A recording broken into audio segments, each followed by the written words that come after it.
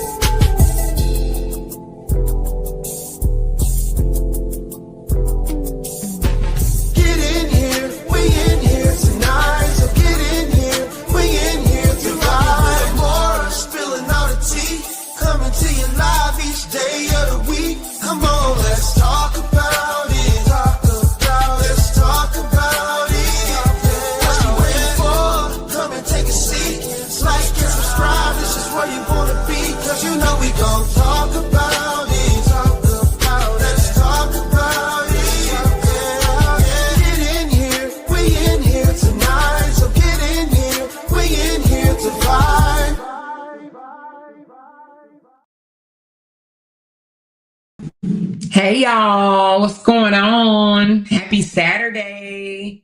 Happy Saturday. Happy Saturday. Oh shit, I forgot I had this thing on. I forgot I was still on the call. Anyway, hey everybody, what's going on? What's going on? What's going on? Can y'all hear me? Let me know if y'all can hear me. Let me know if y'all can hear me. I see a hand raising by Petty Ready. Hey, girl. She said, I thought you was coming on late tonight. I was, but I ended up not going to San Antonio. I ended up not going after my husband gave me a little bit more details of the trip. So I am home alone too, y'all. Home Alone 3. I am home alone until later. So anyway, but hey, everybody. I'm so glad y'all came in. I just want to laugh for a minute. I just wanted to laugh for a minute. Y'all ready to laugh with me? Are y'all ready to laugh with me? So last night, y'all, first of all, hey, everybody. Hey to my beautiful members. Hey, y'all. What's going on, y'all? What's going on? So anyway, I want to just laugh because yesterday we had a members only live. Y'all remember that? Who was in my members only live last night? Raise your hand. It wasn't a whole lot of y'all. It was only like, I think we got up to like 180, 82, 184, something like that. But raise your hand if you were in my members only live last night. Let me know. Let me know. Okay, I see a few. QC, Patrice, Teresa, Sandra. Who else? Deborah, Rita, C. Baldwin. Okay, Barbara, Lashina. She said, I was in your members only last night. Raw Truth. Okay, so if you was in my members only last night, what did I say about Kevin? Do y'all remember? What did I say about Kevin? Anybody remember? Anybody? She said, I was watching the replay, but had to run and Aaron came back and now you live again. Yes, girl. What did I say about Kevin last night in my members only live? What did I say, y'all? Do anybody know? I'm gonna see if y'all. She said he's hilarious.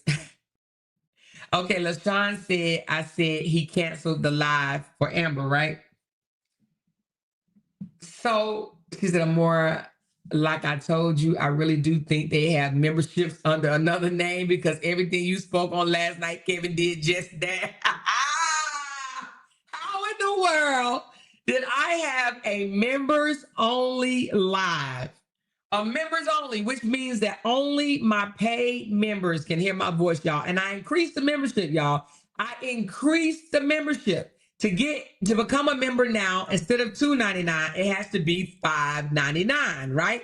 So I did that to detour the haters from joining my members. I tried to say, okay, if they're gonna join it, they're gonna pay higher, and it ain't gonna, they're not gonna do that. So I'm gonna increase it, right? But it doesn't matter. They must have upgraded as well. Okay. So I said last night in my members only live, I said, Kevin promised Amber a live. He said he was going to go live and thank her for helping him sell his books. And he had made a live, the same day that she did that, the book drive, soliciting support for his book. He made a live and it was supposed to be the next day. He was supposed to go live the next day to thank her and show appreciation for her help in getting him book sales. Okay. But what did he do? He canceled it. He canceled the live. He literally canceled the live. So when I mentioned it last night in my live, I was like, yeah, I wonder what made Kevin cancel the live. He said he was going to go live and thank Amber for her, her services and give her a shout out, this, that, the other. Why in the world did he do it today? Why in the world did he have the live today? I mean, damn, yo. Do I have to tell them everything?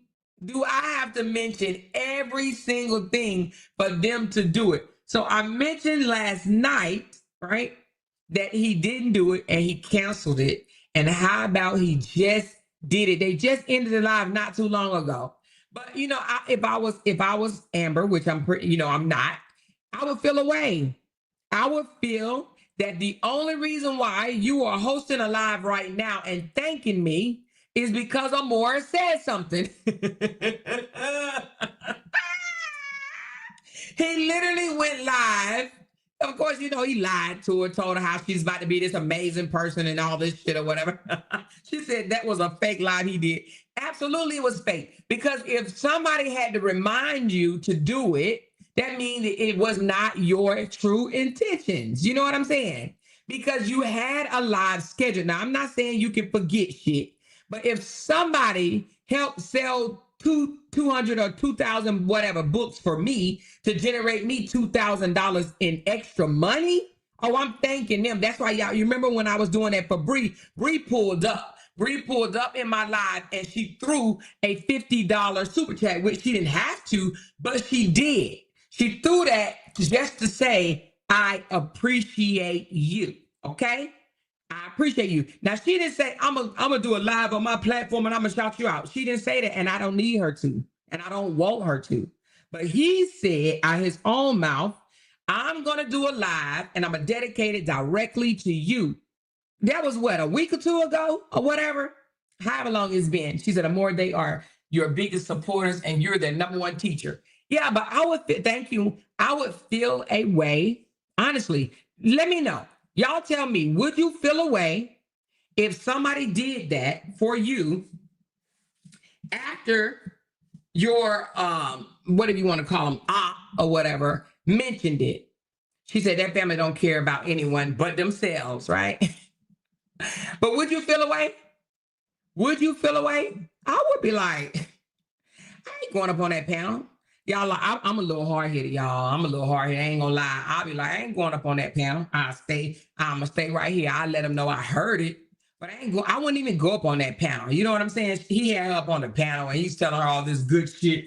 You're so amazing, and don't worry about what people say about you. Not one time did he say, well, don't worry about what people say about you, but if you stop saying things about them, then maybe they'll stop talking about you, right? He didn't say that because, see, everybody want to coddle her. Everybody want to come up under comments and this, that, and the other and say, why y'all keep doing this to her? Why y'all doing this? Is just not fair. No, if she can have a troll page where she sits there and degrade people, right, to the utmost, that I am the clout is her page, honey. She lets it be known through her behaviors, right? That is absolutely her page. And the fact that she can go on her troll page and cut people up and down the way she does, I don't feel sorry for her. Whoever that Saga 2.0 is tearing her ass out the damn frame. And I don't feel sorry for her at all, okay? And it's so funny that somebody came up under her comment saying something about, you need to take this page down. You shouldn't be doing this to her. But not one time did they say she shouldn't have a troll page and she shouldn't be doing what she do to other people. So girl, fuck her. Anyway, but back to Kevin. Kevin and his entire family, well, not his entire, you know, the wife and the girlfriend and the baby, they sat there, and I know they're listening to me now, but they sat there and gave her all these accolades, like, you're going to be so amazing. What you did for me, it was so great. I appreciated that. I was able to live another week.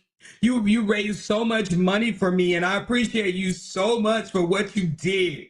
You know, you guys are my only supporters because I wouldn't have been able to do that on my own $1 million supporter page, because not damn one of them million supporters would have bought my book or gave me anything. Coming over here to your channel was everything, because I was able to manipulate you into holding a book sale for me to get me money so I could eat for the rest of the week. Because without you, I have nothing. I have nothing. Now, what I don't understand is why in the world did he need them to host a book drive when they have millions of supporters? Millions of supporters. Honey, that tells me they don't have no damn millions of supporters. Because with the amount of supporters they have, I'm just going to say this. If I ever get to that level, which, you know, whatever, if I ever get to that level, I would hope that my supporters, if I dropped a book that only costs $10, I would hope that at least 10% of my supporters bought the book. At least 10%. At least 10%.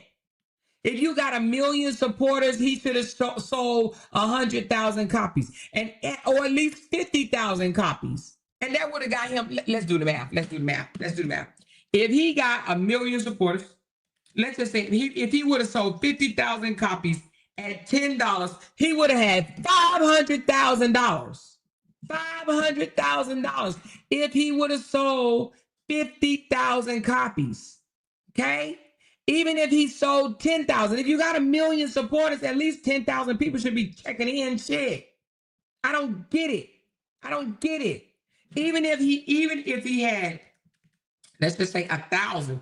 1,000 people buying the book would have been $10,000. But I think I don't know, me being nosy or whatever, I think I heard they was trying to get him $2,000. They was trying to help him raise $2,000. I don't see why it would have been a problem, him making $2,000 with the amount of supporters, him and then his brother. But y'all notice who did not promote his book? Do y'all want to know who didn't promote his book? Y'all take a guess in the comments. Who didn't promote his book? Wait a minute, she said more. He only sold 55 books and 25 of the purchases was Miss White. Girl, you lying. Wait a minute, what? Oh my God. Girl, stop lying. Are you for real? Wait a minute, 55 minus 25. So 30 people, 31 people. Girl, you lying. Girl, you lying. Oh my God. Are you just saying that being funny, or is that for real? She said, yeah, that's what he said. Oh my God, he said it? Oh my God. So only 55 copies sold and 25 of them was from Miss White? What? Oh my God. Oh my God. That is so embarrassing. That is crazy. I sold more copies than him. Hey, you know what? I'm gonna move mine and put it on. You know what? I'm more do it. I was supposed to upload it on Kindle. I'm gonna do it for real. I started it and then I stopped and doing something else. It's a few steps you got to do to get your book on Kindle. But I started it and I stopped. But I'm gonna get mine on Kindle. But I sold 103 copies of my ebook, y'all. 103 copies within 48 hours. And my moderators pushed my sales. Like in 48 or 72, I don't know if it was 2 or 3 days. Y'all let me know, moderators. But they helped me sell my book. They really did. They helped me sell my book. And they helped me sell it, but I also, I got a voice too. So I sold 103 copies, and I probably could have got more than that, but I had stopped pushing it, and a lot of people were like, we're waiting for you to get it on Kindle. So I'm going to get it on Kindle. When I get off this live, I'm going to put it on Kindle. But 55, and listen, and not no one person bought no 25 copies of my book.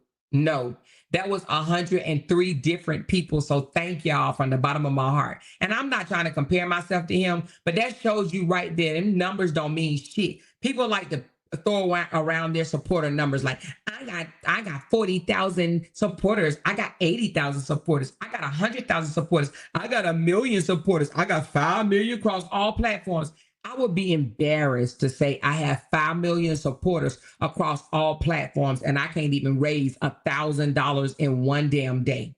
You hear me? She said, and your book was so good. Thank you so much. I appreciate it. Girl, we need to have a book read for real while you playing, But I'm serious, y'all. I'm so serious. Thank you, Missing Color Girls. Thank you. You know what? I got a story for you if you want to go live. If you don't, I'm going to do the story. But baby, there was a 7-year-old deducted today from Milwaukee, and we need to talk about it, okay? We're going to break it down and talk about it, but not on this live. This is a messy live. We're going to do that on a serious live, okay? But I would not want to go out here and tell people that I have 4 or 5 million supporters across all platforms, and I can't even get tipped $1,000 a day. Listen, if you got 5 million supporters and all your supporters just give you $1, you understand what I'm saying? $1, you would have money. I don't get that at all. Right? I don't get that. She said Cora Obidi got real supporters. She does, honey. Cora Obidi supporters take care of her, baby. And I may not have as many supporters as Cora, and I may not have many supporters as these other people with these big old numbers or whatever. And Brianna has supporters too. People just think only Brianna supporters are here on YouTube, just like his supporters, only on YouTube. But that's not true. Brianna have supporters. If Brianna didn't have supporters, Brianna wouldn't be making no money, right? But I was telling my big sis Glenn, I said, you know what? Even if I don't grow, right? Every content creator want to grow, to a certain extent. But even if I don't grow, the amount of supporters that I have, I'm talking about true supporters. I ain't saying watchers, I ain't saying just subscribers. I'm saying supporters. The amount of supporters that I do have, I'm really good with it. I'm good with it. Do I want my channel to grow? Yes. But I don't take not one moment for granted. I really feel like I have a good community. I have a good community. You know what I'm saying? So with that being said, I just don't understand. It screams to me that these big bloggers that have all these big numbers, maybe not Quora, but a few others, they did not build a community. They talk at the people and not to the people or with the people. You understand what I'm saying? When you talk at your people and not talk to them or with them, you know what I mean? Because talking is a two-way communication. If you're not reading their comments or if you're getting smart with them and shit like that or whatever the case may be, then what you think you're doing? You ain't building no community. She said, Amor, don't say you won't grow. Claim that you will grow in Jesus' name. Yeah. No, I know I'm going to grow. Thank you, Booking Fee. I know I'm going to grow, but what I'm saying is like, I may not. Okay, because, let's just keep it honest. This lady named AT Alien, Michelle AT Alien, she said she's been out here for like 15, 16 years or whatever, and she only have a little over 100,000 supporters. But she said she okay with her 100,000 supporters, and she been out here for a long time, long enough to have way more than that. But she said, I am okay with my 100,000 supporters that she's made over 17 or 18 years, however long it's been. So what I'm saying is, because I see people and it's okay. I see people growing 200-300 a day. I don't know how the hell, but whatever. Nevertheless, I don't want fake growth is what I'm saying. I want true, genuine growth. I want people that want to hear me. I want people that want to pull up, hear what I got to say, check in, watch my lives, respond to my lives, comment on my lives. You know what I'm saying? Listen to all my whole life. That's what I want. So I want genuine supporters. I don't want people to just sign up and go to sleep, be in them deep ass comas and stuff. You know what I mean? So anyway, but I'm gonna keep going. But next week I told the members anyway, next week starting Monday, it's cam up time. I'm more gonna be cammed up. I'm gonna run this show like a real show. You know what I mean? I'm gonna cam up, baby. She said, you do, most of your supporters are members of your channel. Yes, I have quite a few members. She said, Mr. Moore, did you hear about the new policy for YouTube? So I read that off last night under my members live. That policy that they put out is not true. That is it's called, what do you call it? Satire. So it's half truths and half fake. So the whole thing is not true. Okay. And the true part has been like that. So it's not like a July the 15th type thing. It's been like that. So of course, no, you cannot use reuse content. And even if you think that you're getting away with it today, eventually they're gonna catch up with your ass. You know what I'm saying? So reuse and stolen content you can't use. But as far as the AI and all that stuff, that's not true. You know what I'm saying? Some of the channels on YouTube have completely AI channels. So if you're interested in doing something like that, actually, that's probably the way of the world right now. AI. She said they only did that for the internet. What do you mean, Michelle? They only did it for the internet. She said Amber should feel bad because Kevin only did that live thanking them because Amor said something. Exactly. That's what I was saying, Alicia. That's exactly what I'm saying. I literally just mentioned that last night. And here you go. Somebody told me there was like Kevin over there giving Amber her flowers right now. And I'm like, oh, after I said something? Because he set it up to do it and he didn't. He thought we didn't see that. Nook the book, what's going on? He said, Mr. Moore, mod chat blessings. Your time coming, Mr. Moore. Keep pushing. Oh, yes, I am. I'm not going to stop. I'm definitely not going to stop. But thank you, Nook the book. Even though some people would love for me to stop, I'm not stopping. She said, we want you to grow, but if by some chance you don't, you still good. Exactly, Kia Marie. And the ones that's been here, and I know who y'all are, and most of y'all have been here from the beginning. I ain't gonna forget about y'all. Y'all on my day MF and ones. You hear me? You hear me? She says, I knew he would do that. Marissa is crazy, right? But I'm wondering, does he have the membership? Does his wives have the membership? Or did somebody just tell him? Which one y'all think it is? Did y'all think somebody just called him up and say, you need to go ahead and do that shout out for Amber because Amora mentioned it last night. So you need to go on and prove her wrong. Or do y'all think he heard it on his own? She said he got one. You really think that he got a membership? OMG. She said, that's what I was wondering. Kia, I don't know. I don't know if somebody told him or what. You know what I mean? She said Amber and Kevin only did that for the internet. They really don't care about him. Oh, you said Amber and Kevin only did that for the internet. You mean did the sit down, her come up on the panel and he give her all the accolades?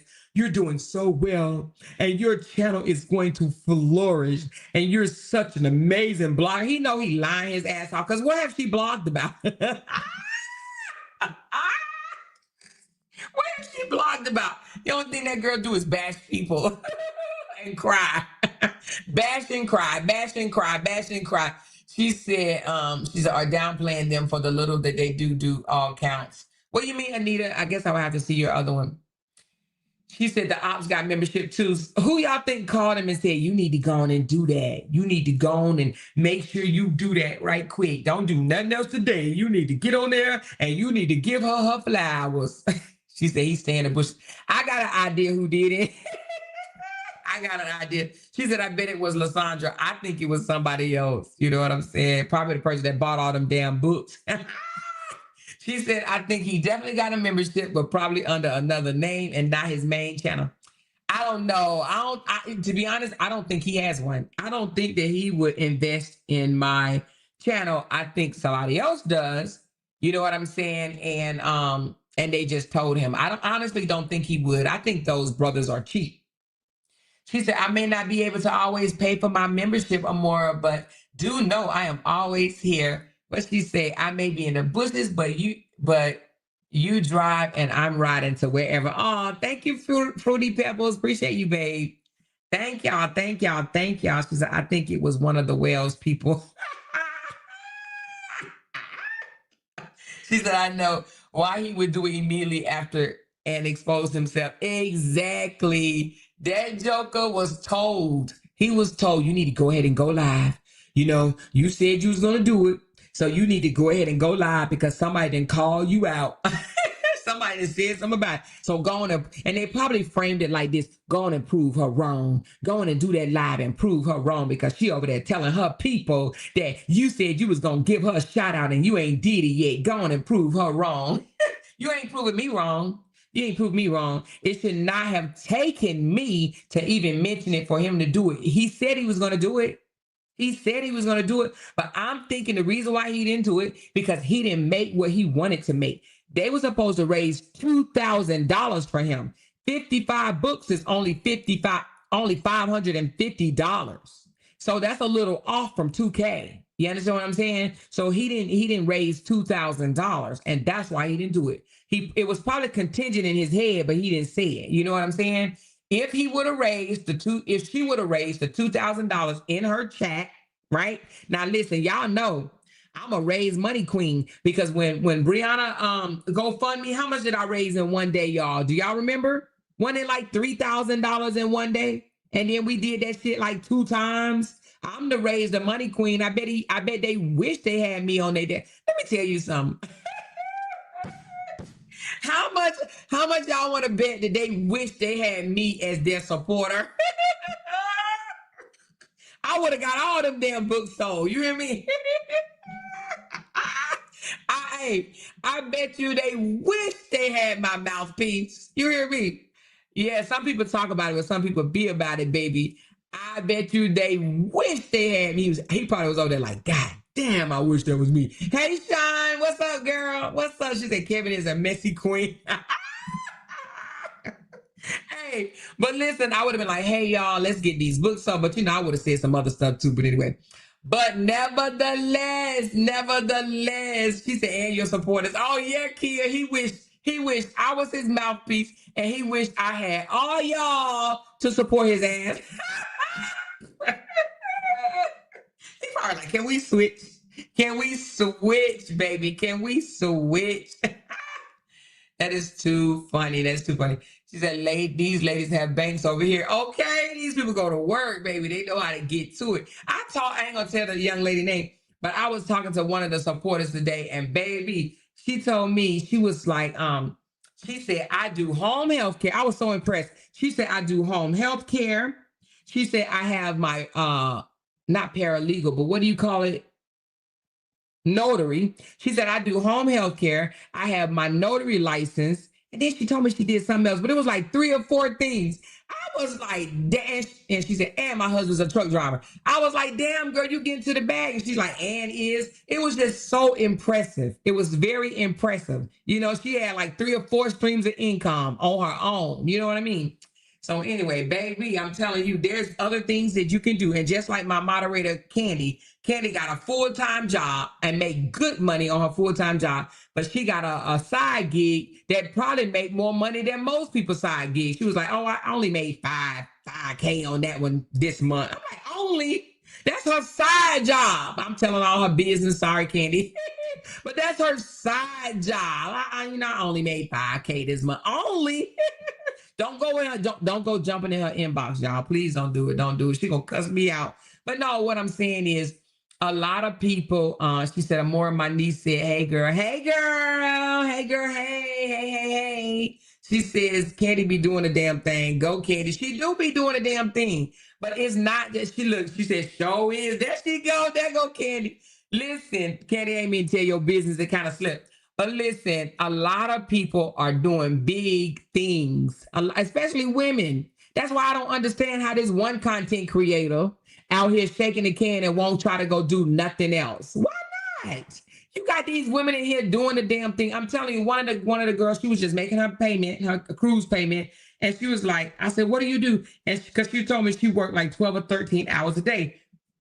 And I said, girl, what do you do? She was like, oh, I'm a home care health care aide, and I deal with mentally challenged children or something like that. And she was like, but I also do this, and I also do that, and I also do this. I was like, damn. And she was like, and yeah, and I just got my license for notary. I think she said notary, just, to do the notarized thing. And I'm like, listen to you, girl, you're doing a damn thing. And people don't realize doing notary, man, that's like, you could make, I don't know, y'all can tell me, isn't it like maybe $100 a pop or something like that? But I mean, I think you could charge your own price. I don't know, but I know it is good money. I know being a notary is good money some type of way. If you work it, you got to work it. You got to sign up for different organizations. You can even sign up for a realtor, right? And you can notarize, or banks or mortgage companies or whatever. But you let them know, hey, I'm a notary in this area. And when they're looking for somebody to do notary, they'll be like, oh, this person do notary, and they'll send you out to these people's houses or whatever, She said, yes, you can make good money. I have my notary. See, how much do you make per thing? Like per signature, how much do you make? She said it's good to have multiple streams of income. I know, but it seems like just the women that's doing that. I don't see a whole lot of men doing no several streams of income, She said, hey, more happy Saturday. Hey, Ro, baby, what's going on, girl? What's going on? She says, I keep 2 streams of income. I am a full-time nurse and a nurse through a travel agent. Okay, girl. Look at you. Child, y'all better stop playing. But it be the women out here getting to the bag. What's wrong with these men? They act like they can't have 2, 3, 4, 5, 6 streams of income. I don't get it.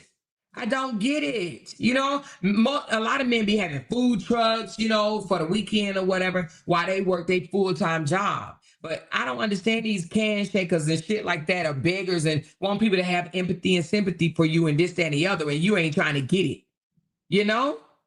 Got to give a little to get a little. She said multiple streams of income is definitely a flex these days. I'm going to keep an income as long as the good Lord allows. Okay, it is a flex. That is a flex. I was impressed. I'm telling you, when she yelled off like 3 or 4, she was like, and I got this, and I got that, and oh yeah, and she was like, let me tell you, I'm gonna tell her business, but I ain't gonna tell you what it is. She was like, I'm a home health aide.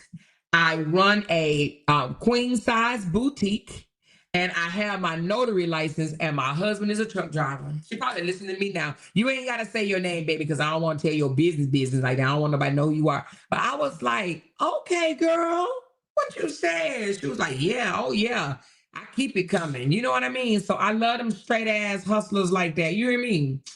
Baby, y'all better stop playing. Y'all better stop playing. She said, I'm a whole supervisor for Delta and I do Amazon Flex on my days off. Great money. I love money too much to be lazy. Okay. I'm telling you, she said you can charge whatever you want depending on the type of paperwork you sign. And for a contract with 2 or more signatures, I charge $250. Now, do you keep the whole $250? Do you keep the whole $250 or do you have to pay like a royalty or something? Because baby, $250 for 2 signatures. Sign me up, baby. Sign me up. Y'all better get y'all notary license. Get y'all notary license. Look that shit up and get y'all notary license and stop playing.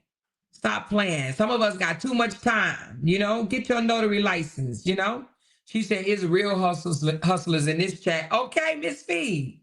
Girl, y'all better stop playing. She said, I'm an accountant and got my class A to drive 18 wheelers, and I just got my insurance adjuster's license. Girl, you better stop playing. Y'all better stop playing. And then they be wondering why people can throw super chats the way they can. Because we ain't playing over here. Because we ain't playing. She said, I just talked to my sister this morning. She did 3 signatures and made $475. She's a notary. Man, y'all better go get y'all notary license, okay?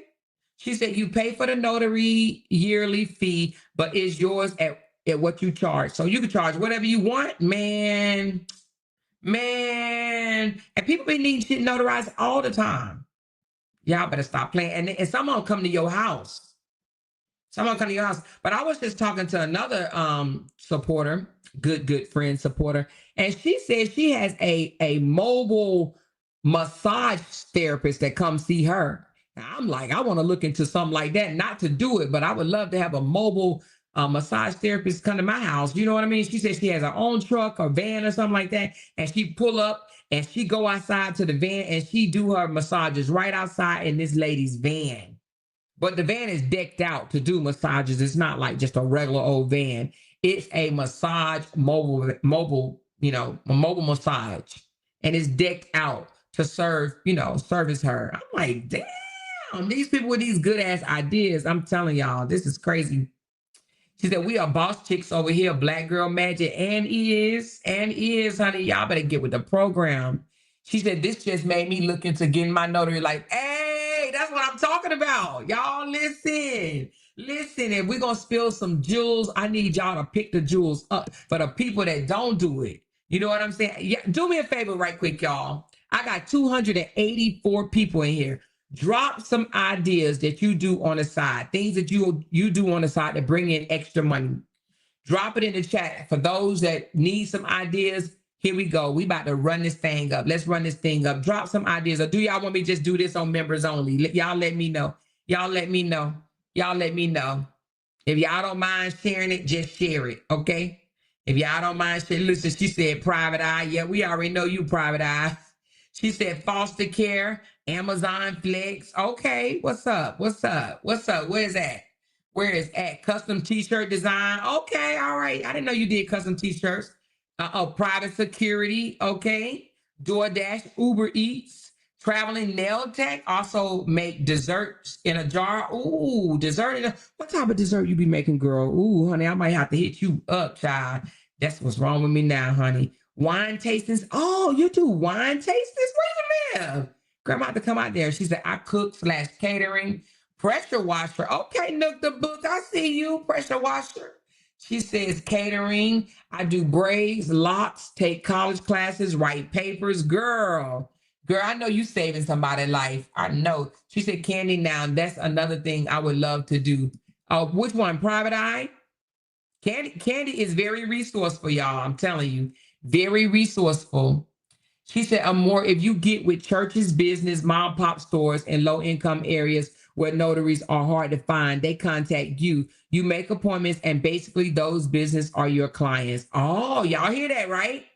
Y'all hear that, right? Get your notary license and contact these churches, business, mom and pop stores, and low income areas, honey. And let me tell you something about people in low income areas. They stay loyal to you.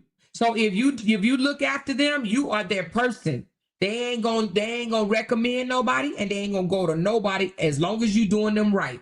They're loyal to you, honey, and they'll spread the word faster than it. Look, faster than Amazon Prime. They will spread the word for you. They'll be like, no, you need to go to this person. You need to go to that person. So them people in them low income areas will shout your ass all the way out. You hear me? She said, I'm the neighbor candy lady or more, and I do party decor, and I have 2 kids I care for. Oh, okay, that's what's up. Okay, she said, I also do Amazon Prime and Instacart. Okay. All right, braid locks. I cook and sell plates. Girl, I saw your plate the other day, child. I wish you lived near me, honey. She said, making lunch plates. Okay. Makeup. Oh, you do makeup, Coyer? Girl. Mobile mixologist. Now, you do drinks? Like mixing drinks? Oh, MG. She says, any dessert you think of. Okay. She said, I customize shirts, shoes, sneakers, and cups, etc. Okay. I'm a notary, but I've been doing it for free for my job, but I'm about to start charging. Girl, why are you doing it for free? What? What that mean in 2025? What free mean, girl? If you don't get your coins, girl, child, bye. The only way I do it for free for my job is they give me time off every damn week. Ain't no way. She said, Miss Sean, yes, I found out when I took my notary course, the teachers was telling us I just have to take the few courses online. I'm going to get it done this summer. I keep putting it off. Girl, you better get that notary license. Get that notary. She said, I'm a notary as well. Okay. She says, me too. That's why I think I could be a private eye. Yep. Some people get paid real good being private eyes. She said, I do Instacart. Okay. I train dogs. Good money in that. Oh, you train dogs? I didn't know that.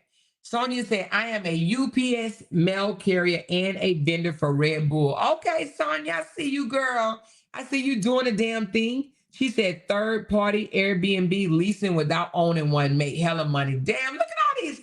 Man, let me tell you something. Look at all these ways you can make money. Y'all better stop playing. Y'all better stop playing some more. I sent you some when you have time. Check it out. Okay, I'll check it out. She said, a treat business on the side. Candy apples, chocolate, covered strawberries, cupcakes, candy grapes, dessert cups, banana pudding, etc. Are you trying to big somebody back? Where you at? It's blessing time. What state are you in? What state are you in? She said, Amore, I do Uber, Lyft. Wait a minute, I do Uber, Lyft scripts, delivery with 9 different stores, Amazon Flex, Walmart delivery, Target delivery, prescription delivery, patient to physical therapy, DoorDash, auto parts delivery, and inventory. God damn. Damn, I didn't even know you could do all of that, but damn, okay, girl, you busy. I bet you be listening to me all day while you riding around, huh, girl? Cha. She said mobile bartending. Hey, Miss Cut You Off said, I'm taking notes, girl. Who else taking notes? Raise your hand if you are taking notes, baby. Raise your hand if you are taking notes. She said, I don't do it, but I have a friend that does. Oh, the mixology? Oh, okay. Wait a minute. Kia Marie said, oh, shit, we got connections in here. Okay. Pharmacy delivery. Let me see. Baked pound cakes and ask. Wait a minute. Baked pound cakes when asked, and I will mix a drink up in a minute and sell it. Damn. Okay. She said, who can move my house to Houston? LOL. Who drive trucks again? She said, online private tutoring using Zoom, only 1 to 2 hours per child. Usually I have 30 to 40 kids a month. Damn, girl, listen. She said, oh, Orlando, Florida with all them desserts. Girl, we'll be in Orlando in October. Do you want to stop by the house and drop something off? Hint. Can we depend on you to come by and drop something off when we get to Orlando in October? Hint. Kia said, do y'all sell those treats? Kia wants some treats, baby. She said, I made 50K in 6 months doing share part-time. Damn, girl, 50K in 6 months sound delicious. Okay. She says, I dabble in party decoration from time to time. Y'all better stop. Nursing my own resale boutique, DoorDash. Girl, look at all this. Look at all this wisdom. Look at all this hard work. Look at all this dedication. Look at all this getting to the bag, man. This is beautiful. Look at Kia. What shares QC? Oh my God, y'all. Y'all are magnificent. She said, facts, stay laughing out loud in these stories, and I make my own schedule with all of them. Hey, I hear you, girl. I hear you. So you work all them jobs and you make your own schedule. That's amazing. She said, I'm an accountant, but also sell women's shoes, handbags, accessories on the side. We also have a rental business, renting tents, bounce houses, tables, and chairs. Listen, if y'all ain't taking down notes, y'all better have your hand, your piece of paper, your pen, have it out and be writing this shit down. You hear me? Y'all better be writing this shit down. Now, this is how you get to it right here. This is how you share a wealth of knowledge right here. Hey, Lavette girl, what's going on? She said, like Uber, DoorDash, etc. Wait a minute. She said, short-term leasing management, other property, but as an Airbnb, you just have to do third-party contacts. Yes, baby. Yes, yes, yes, yes, yes. She said, I got my adjuster's license, but looking to get a contract gig. Okay. She said, I love to see it. A woman will get out here and make it do what it do. Show the hell will. You hear me? She said, I clean houses and private offices. Yes, you got your own business, Cassandra? Because, honey, I heard there's money in that, child. Money, money, money, especially if you have your own business. And you can have your own business. You know, you can work for somebody for a year or two and learn the ropes and get out there and do it on your own, baby. You sure can. She said, I'm definitely hitting up Sean. I hear you, Kia. I hear you, girl. And Rashida said, I'm definitely taking notes. Okay. She said, I'm loving this live. We love you, Amore. Yes, girl. Thank you, honey. She's an undercover fair housing tester, foster kids, court advocate, Amazon, and TikTok influencer. Okay, look. Okay, Vanessa, girl. I hear you. She said, rewatching your lives get me through all of them throughout the day. Okay, Miss Magnificent. Don't forget to watch my videos too. You can watch the live streams, but watch my videos too, honey. Run them up, run them up, run them up, baby. Justin says, dog sitting, pool cleaner, and landscaping. Okay. Not Justin, but Justine. Vending machine and tutoring. Okay, I heard about the vending machines. Anybody here have a bread route? They be selling bread routes, y'all. Bread routes. All you do is deliver bread to certain stores, honey. That's your job. That's your business. Bread routes. And you do it like early in the morning, like 4 or 5 o'clock in the morning. You delivering bread. Anybody got a bread route? I heard it's good money. She said, right now I'm a mortgage underwriter, but going to school to be a real estate agent. Okay, my son's a real estate agent. One of them is. One of my sons are a real estate agent. She said, Hilton Hotels is always looking for work from home, call center reps. Hilton, y'all better go. Hilton Hotels. Who want to work for Hilton? She said, man, do y'all know how much money is in dog training, baby? And these folks where I live love their puppies. I know it's some money, honey, because they treat them dogs like they do their damn family. You hear me? She said, I'm definitely hitting up Sean too. Sean, you got some people going to hit you up, girl. She said, it's a few things that I want to do, but just keep putting it off. Inspiring lives for sure. Yes, you got to do it. You got to do it. You got to do it. You got to do it. I put things off too. And sometimes I have to say, God damn it, Amore, just do it. And when I do it, I feel better. I absolutely do, you know. Beer and wine tasting golf cart service that we work at the rodeo and state fair, taking people to their cars and to the front of the venue. Oh, are you one of the ones that be riding on them bikes? Or, oh, you said golf cart. Okay. They be making money, but they be so expensive, be trying to hit people upside the head, you know, or whatever with that old high-ass price. You got to talk them jokers down, though. She said, QC, that sounds like a good gig. I want Candy job. You be traveling, girl. Candy got, listen, her job take care of her. Her job take way good care of her, honey. She be in the middle of the damn airport. Tell me, what you doing, Candy, girl? Eating a whole ribeye, big ass steak. Candy, listen, they take good care of her. You hear me?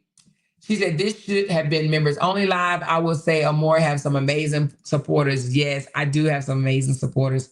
And you know what? I said members only. I mean, I asked, but y'all start hollering it out. So I said, hey, it's good. And, you know, it ain't nothing wrong with sharing. You know, sometimes you can share your knowledge, but it don't mean that they're going to take over what you're doing. You know what I mean?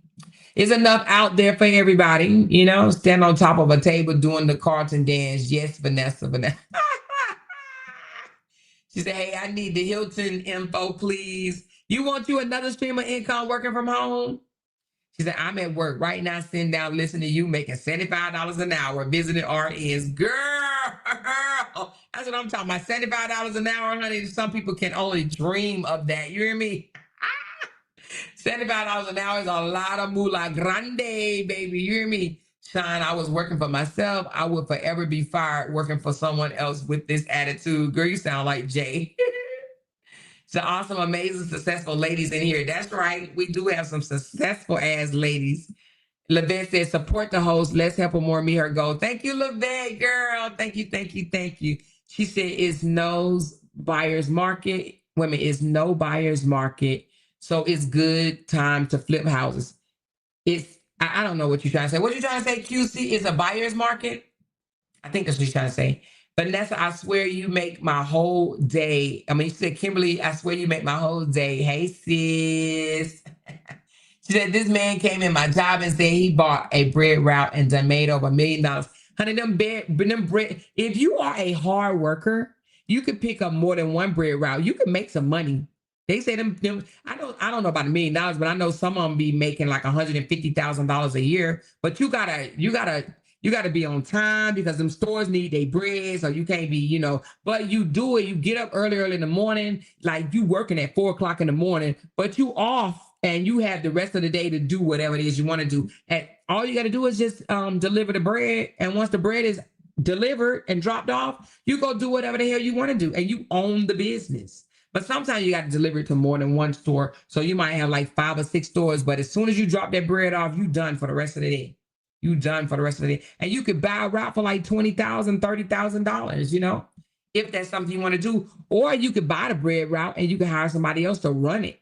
Your son or your, whoever, and let them run the bread route for you. If that's something, if you're looking for an investment, bread routes are good. Said, if anyone is in healthcare administration, I have some work from home leads as well. Ooh, girl, look at that.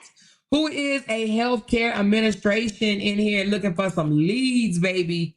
Who looking for some leads? Look at this, y'all. Sharon is Karen. It is. You hear me? She said, just ate a lobster roll and a lobster bisque. Girl, you be doing the damn thing. You be doing the damn thing, child. I wouldn't trade my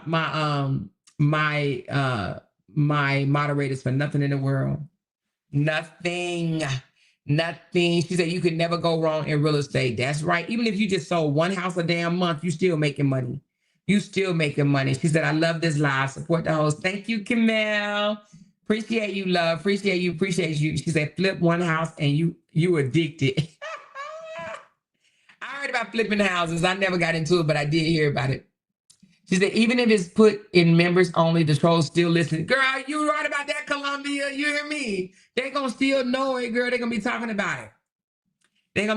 She said, I know an ex-drug dealer got a contract with the newspaper company in Orlando making good money. And he was an ex-drug dealer. Damn. Hey. She says, Airbnb, average, what is that? Arbitrage, co-hosting and property management is money in doing that. There's a lady on YouTube who teaches you all the ropes in starting that and where to get a loan to start your Airbnb business. Oh, what's that word? Arbitrage? I don't know. She said, I know. Oh, I read that one. She said, oh, I read that one too. He contracted with the big stores like Walmart, Food Lion, Kroger's, all the big grocery stores. Oh, yes. If you got a mouthpiece on you, you can make some money. Because you can go seal deals. What they say, what that old saying say, closed mouths don't get fed. So you can also bid on a on a postal route and run it yourself or hire someone on a postal route? Like federal postal? Damn, okay. I always heard people at the post office made good money, but it depends on what you're doing. Love and light. Yes, I love this job. I take care of TBI patients from a car accident. So, you know, ching, ching, ching, ching. Yes, yes, yes, yes, yes. So anyway, y'all are the bomb.damn calm. You hear me? And I love the way we can share our wealth of knowledge. She said the trolls need jobs too. They need to be able to pay their memberships for your lives. LOL. You funny. QC, you funny. You are funny. You are funny, funny. But listen. No, that's good though. That's good to know. Like I said earlier, I was talking to somebody and they gave me the information. I was like, girl, you're doing a damn thing. You are doing a damn thing. She said, I'm about to start a cake business, paid for all the training and classes. My daughter bought me a stand-up mixer and all the supplies I need. Okay, girl.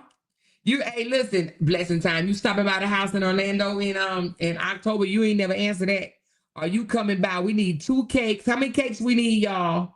We need 4 cakes. 4. We put our order in now. We need 4-pound cakes. What else we need? What else we need in the house, y'all? Let me know now. So we're gonna put our order in.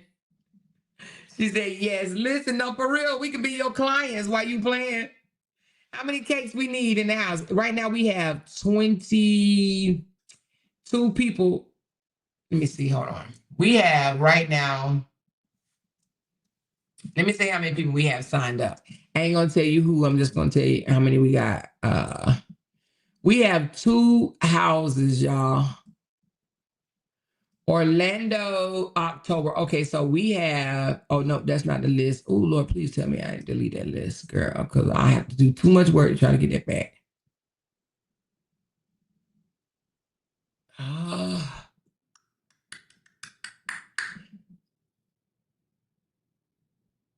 Is that one it? Please let that be it. No, that ain't it. Y'all, please tell me I ain't got to do this shit over. October. How is it not open? Hold on, I know I got it open. I'm going to cry if I have to redo this thing. I'm talking about straight cry. That ain't it, though. That ain't it. Hold on, y'all. I think the last I count, which was, oh, here you go. Oh, Lord Jesus. Okay, let me say this thing so it won't go nowhere. So we got 1, 2, 3, 4, 5, 6, 7, 8, 9, 10, 11, 12, 13, 14, 15, 16, 17, 18, 19, 20, 21, 22, 23. We got 24 people for Orlando so far. 24 people for Orlando so far. 24 people. So that's not bad. 24 people. Let me say this thing right quick, just in case it be trying to trip. Okay.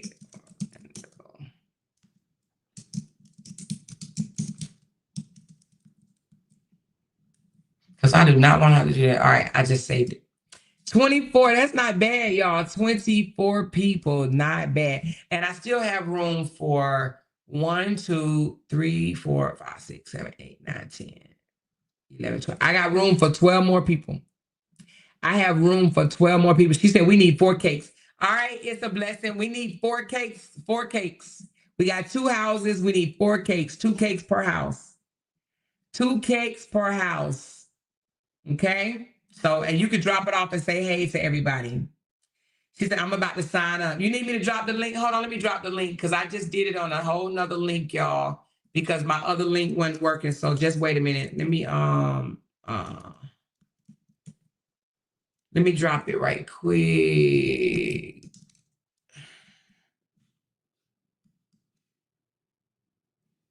Let me drop it right quick. Oh, that's the cruise. Sisterhood. Okay.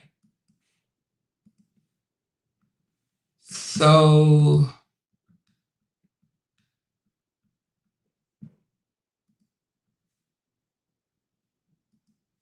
all right, I'm about to drop it. The price has changed for anybody coming on new. It's $375 if you have a roommate. So you pay $375 and another person pay $375. Or if you want your room by yourself, For the 4 nights, it is $690, and that does include your snacks and your t-shirt, So I just dropped a link. If you want to come, I got room for 12 more people. She said, I'm still trying to see if I can take that trip. I'll know by next month. Okay, Kia. Look, okay, Kia. Okay, Kia. I'll never forget that. Okay, Kia. Okay, Kia. Okay, Kia. Too funny. Anyway, but child, we just came on the laugh at how him and his family sat there and did that live for Amber after I mentioned it on my private members only live stream. Oh my gosh. She said, I wish I could come. I will travel more once my daughter is set in college. I got to build up more cash. LOL. She's breaking me. Oh yeah, girl. Them damn college kids will break you. You hear me? But I feel you, girl. But if you can come, y'all need to come because we are going to have fun. She said, when is it again? It is the 23rd through the 27th of October. Okay, let me pull it up for y'all right quick. It is the 23rd through the 27th of October. So if your birthday in October, you need to come. It's 4 nights in a resort style home. That's going to be one. And then we have another one. And of course, you know, we got to have the pool and the theater room and all that stuff. And make sure you bring your bathing suits. And I'm going to be like Candy this time and take more. I think I told y'all that last time. So whatever, you know, I'm going to be looking cute because y'all ain't going to get me this time. Okay.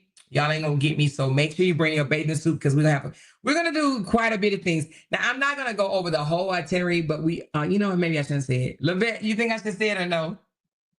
Do you think I should say it? No, you know, it'd be a surprise. We're going to surprise y'all. For those that are not coming. Ooh, did I put it on here? No, I didn't. So we're going to, yeah. So we're going to surprise y'all. I mean, of course, we're going to have a pool party, but we're going to do other stuff. So we ain't going to tell y'all. We're going to let y'all see. Because if we tell y'all, then y'all not going to watch the video. So you got to wait to see what we're going to do.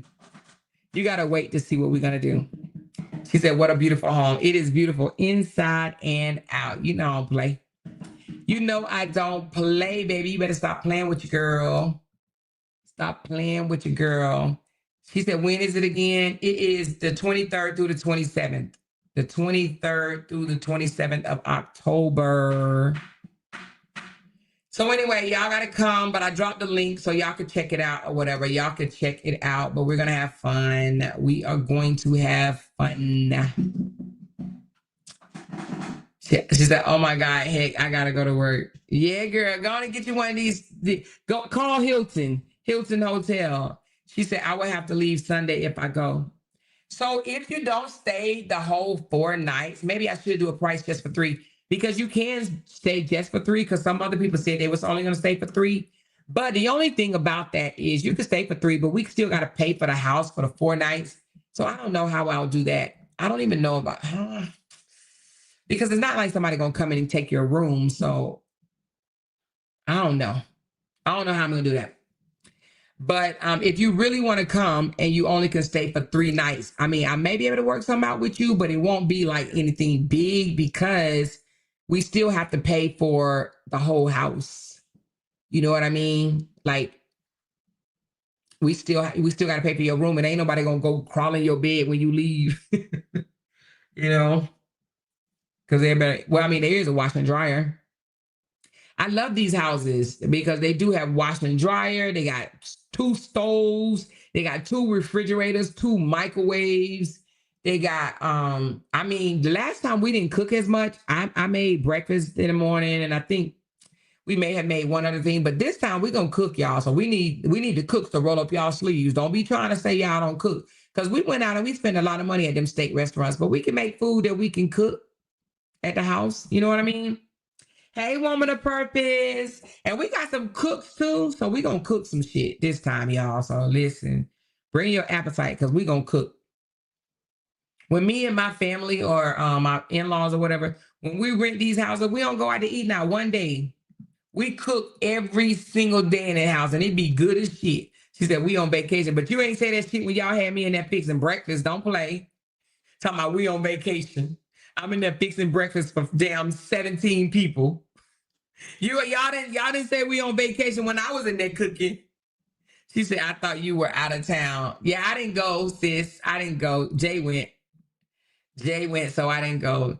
They're talking about some we on vacation. We on vacation, but they like, oh, we want to taste your potato casserole. Can you make that? I'm like, wait a minute, hold on. What? What? But I made it though. I made it.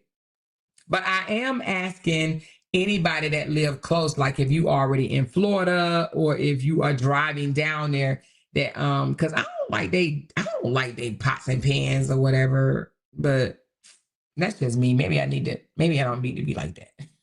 She said, we appreciate you cooking. Yeah, talking about something. We on vacation. We on vacation. She said, let me see what I got going on in October. I would love to come and cook. Okay, girl, look at you. Girl, come cook, baby. Make sure you make that steak that you made on your video the other day, okay? Listen, come cook. Monique, you cook too, don't you? And for Monique to be catering. Where you at, Monique? I know you in here. She said, will y'all be doing any activities in Orlando at least one of the 4 days, etc.? Volcano Bay, Universal, Coca-Cola, Disney Springs, SeaWorld. Yes, ma'am, we are. Yes, we are. We are doing that. We are doing one of those. At least one, I know. She said, Amor, I need you to bake a chocolate cake. See, look at that. Look at that. They already listed. I can't put it on the plane. I can't drive there. I'm in Texas. She said, what's wrong with the pots and pans? There's nothing wrong with it. I just like a better quality pot and pan. But you know what? That's why I just thought about it. I was like, oh boy, you ain't gonna be able to take yours with you. I might put mine in a damn bag while you playing. I might put it in the bag, just one of my good skillets in the bag and put a bunch of clothes over it or whatever. So nothing happened to it. She said, I didn't want you to cook. I was ready to go. I wanted activities. Yes, you didn't. But everybody else was like, hold on. Let's eat. Let's get some of Amore's breakfast. And I'm just like, But I did it. I did it. Thank you, big sis Glenn. Yes, sis Glenn want activities. She's like, I ain't come down here to stay in this damn house. It's pretty and all, but I'm trying to go. I'm trying to go hit the streets, baby. I want to hit the road, baby. Yes, but we was lounging around for a minute. She was like, I'm about to leave, y'all. I'm about to get out this house. I'm about to go do something. Listen, but we're going to have a pool party this time, sis Glenn. We're going to have a pool party, a real pool party. She said, I'll make breakfast the first day. What you going to make, girl? What are you going to make, honey? What are you going to make? She said, hey, everybody. Hey, it's me. It's me, Key. Hey, girl. What's going on? She said, bam, bam. Should have gave him the $2,000. Hey, did he raise it? I heard he only sold 55 copies or so. That's what he said. That's crazy. 55 copies. Oh my God. That's crazy. Listen, that's why he didn't do that damn thing. Hey, girl, I see you, girl. I see you. Listen, that's why he didn't do the shout out before, because he looked at it like, man, it's only 55 copies. I'm not about to give her no shout out over no damn 55 copies. I'm not about to do that. She said Kevin went live 9 minutes later. Robert went live. Check in box and scroll up. Kevin went live 9 minutes later. Robert went live. Hold on, girl. Wait a minute. You sent it to me. Let me see. Why does he keep doing that? Why y'all think that Robert do that? Go live 9 minutes after his brother that went live. Hold on, let me see. Let me be nosy. Since you sent it to me, I'm gonna look. Hold on. This. Okay, tell me what that is.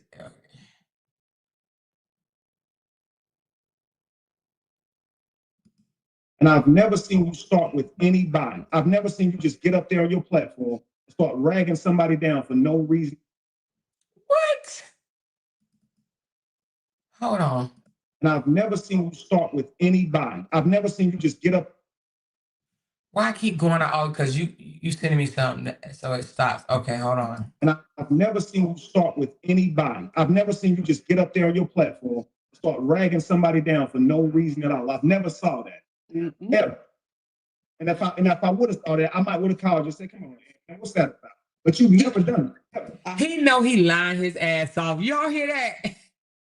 Oh my God, he is lying his ass off. Y'all know when I stopped talking about the story, we had already apologized to each other before I left the true story, right? When I came back, I didn't start talking about those people. They started on me. When I came back, pointing out his bullshit, and calling his bullshit out, and I said something to Dawn, she jumped in on me. She started calling me names all over again after we've already apologized to each other. He know he lying his ass off.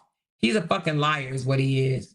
And I've never seen you start with anybody. On. I've never seen you just get up there on your platform and start ragging somebody down for no reason at all. I've never saw that. Ever. And if I would have thought that, I might would have called you and said, "Come on, man, what's that about?" But you've never done it. You've already protected yourself and others, and I appreciate that. That's what I Because did. People who ain't bothering them at all. Yep. It's all I've been doing. Mm-hmm. Absolutely. She know he lying too. You had the original 3 up on your platform. Yeah. Right. And that's another thing. Sean ain't never done nothing to Am, ain't never done nothing to her, and she went off on Sean. These people just lie for no reason. In the bushes, Yeah. The wives just admitted they be in the bushes, y'all. That's just too damn funny. I wouldn't have never admitted that shit. Yep, I remember Jamie.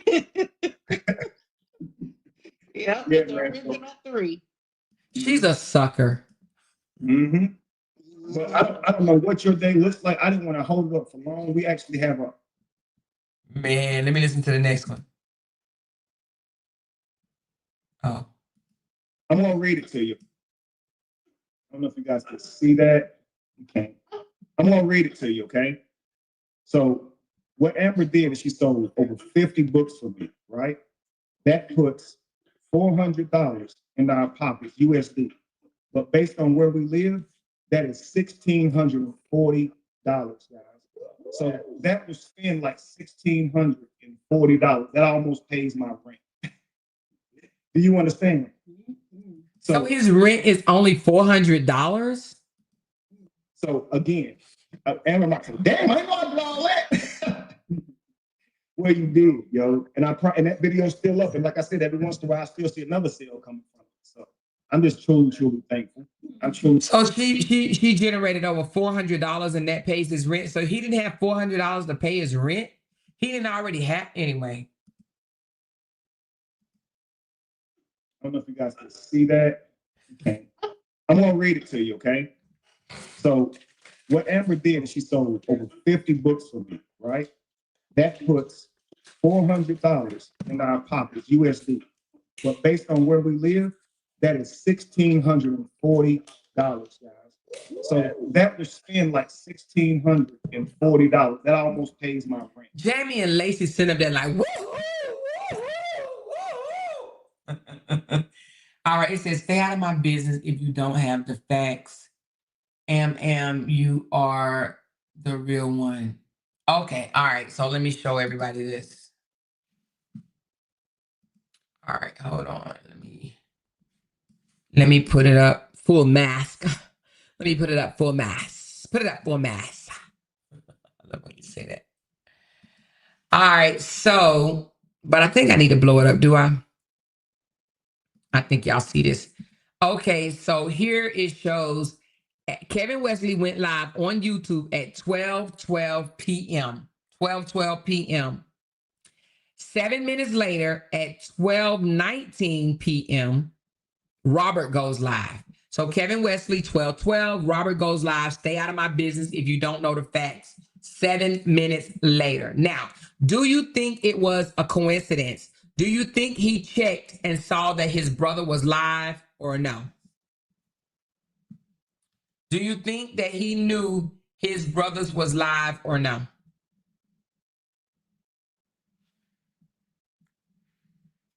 She said, I know him and Jamie just didn't lie.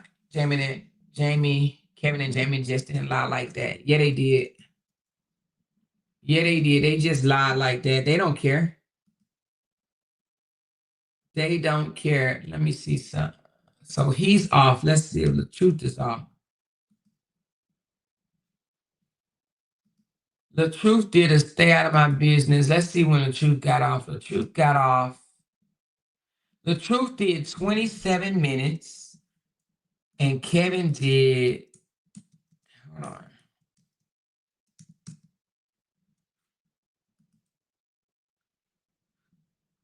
And Kevin did 46 minutes. So he went live 7 minutes. Oh, yeah, he got off before his brother got off. That's crazy to me, though. So his brother got 823 views, and the truth got 2.1K views. So the truth must have did it without Man, y'all hit the thumbs up. StreamYard or anything. Talk. So why do y'all think that he went live while his brother was live? Do you think he knew? Okay, you guys are saying yes, most definitely. Y'all think he knew? Yes, he checked. He knew. Wait a minute. She said yes, he checked. He knew his brother was live. He hate not being the center of attention. Or he probably thought his brother was about to beg for some money again. You think? He probably like, get your ass and stay on over there in Colombia and shit. You just sell a bunch of books, nigga. You just sold a bunch of books. Stay out my damn territory. This is my shit. This is my shit. I'm the only one to get to sit here and act like I would need all this sympathy or whatever, and so they can send me all this money and send me and my daughter on trips. What the fuck you mean, nigga? Stay out my territory. Stay out my damn territory. He probably thought his brother. Listen, let me see what his brother live was called. Am, you are the real one. Special thanks from the Rise family. Yeah, he thought he was about to sell some more books. He might feel Kevin's taking his supporters. You think so? You think he feel that way? She said, what was his live about? I see the caption, but what the fuck was he talking about? I mean, who knows? Let's see. Probably some bullshit. Probably begging for money. Let's see. DoorDash in the day as a side gig. Yeah, baby girl was in the pool. I will say that he is definitely needing a bra these days. I mean, he might want to put on a tank top or something because baby, the way them damn breast assists is laying, drooping down. Ooh, y'all, I don't know. Who gonna tell him? Who going to tell him that he really needs a bra? Who gonna tell him? All that. Team the truth. Share it to the. You know somebody who rock the team the truth, man. Make sure you share it to them too as well. Let's get everybody in. Oh shit, did y'all hear him? Listen to this shade. Listen to this damn shade, y'all. Listen to this shade. Make sure y'all hit the share on this stream, man. Get it to some other share it to your Facebook outlets. All that. You know what I'm saying? Team the truth. Share it to the. You know somebody who rock the team the truth, man. Make sure you share it to them too as well. Let's get everybody in. He said, make sure you share it to everybody that rock Team LaTruth. He said, let's make sure we get everybody in here. Oh my God, y'all. This is crazy. Knowing his brother was live, and he actually said, anybody you know that rock with Team LaTruth, let's make sure we get everybody in here. Let's make sure we get everybody in. That was not accidental, okay? Or coincidental. No, baby. That was deliberate. Exactly. Messy boots. Messy boots. You hear me? Messy boots. Make sure y'all hit the share on this stream, man. Get it to some other share it to your Facebook outlets. All that. You know what I'm saying? Team the truth. Share it to the. You know somebody who rock the team the truth, man. Make sure you share it to them too as well. Let's get everybody in. He said, let's Baby girl was in the pool. Let's get everybody in here. Damn, that's fucked up. That's fucked up. Comment y'all cities and states as well. I want to know where y'all from. And if he don't have nothing really to talk about, I'm gonna be like, are you fucking kidding me? What the weather like? Hold on, let's get into what he's trying to talk about. So we have cons working. I'm very professional. So he ain't got no topic. Hey, girlfriend, can I get some of your sunscreen? Is that zesty? Let me know. Ladies, let me know. She got me wet, too. Okay. Oh, you can see the muscles, y'all know? Oh, this is here. Go. Okay. Don't lie. You know, let go. Oh.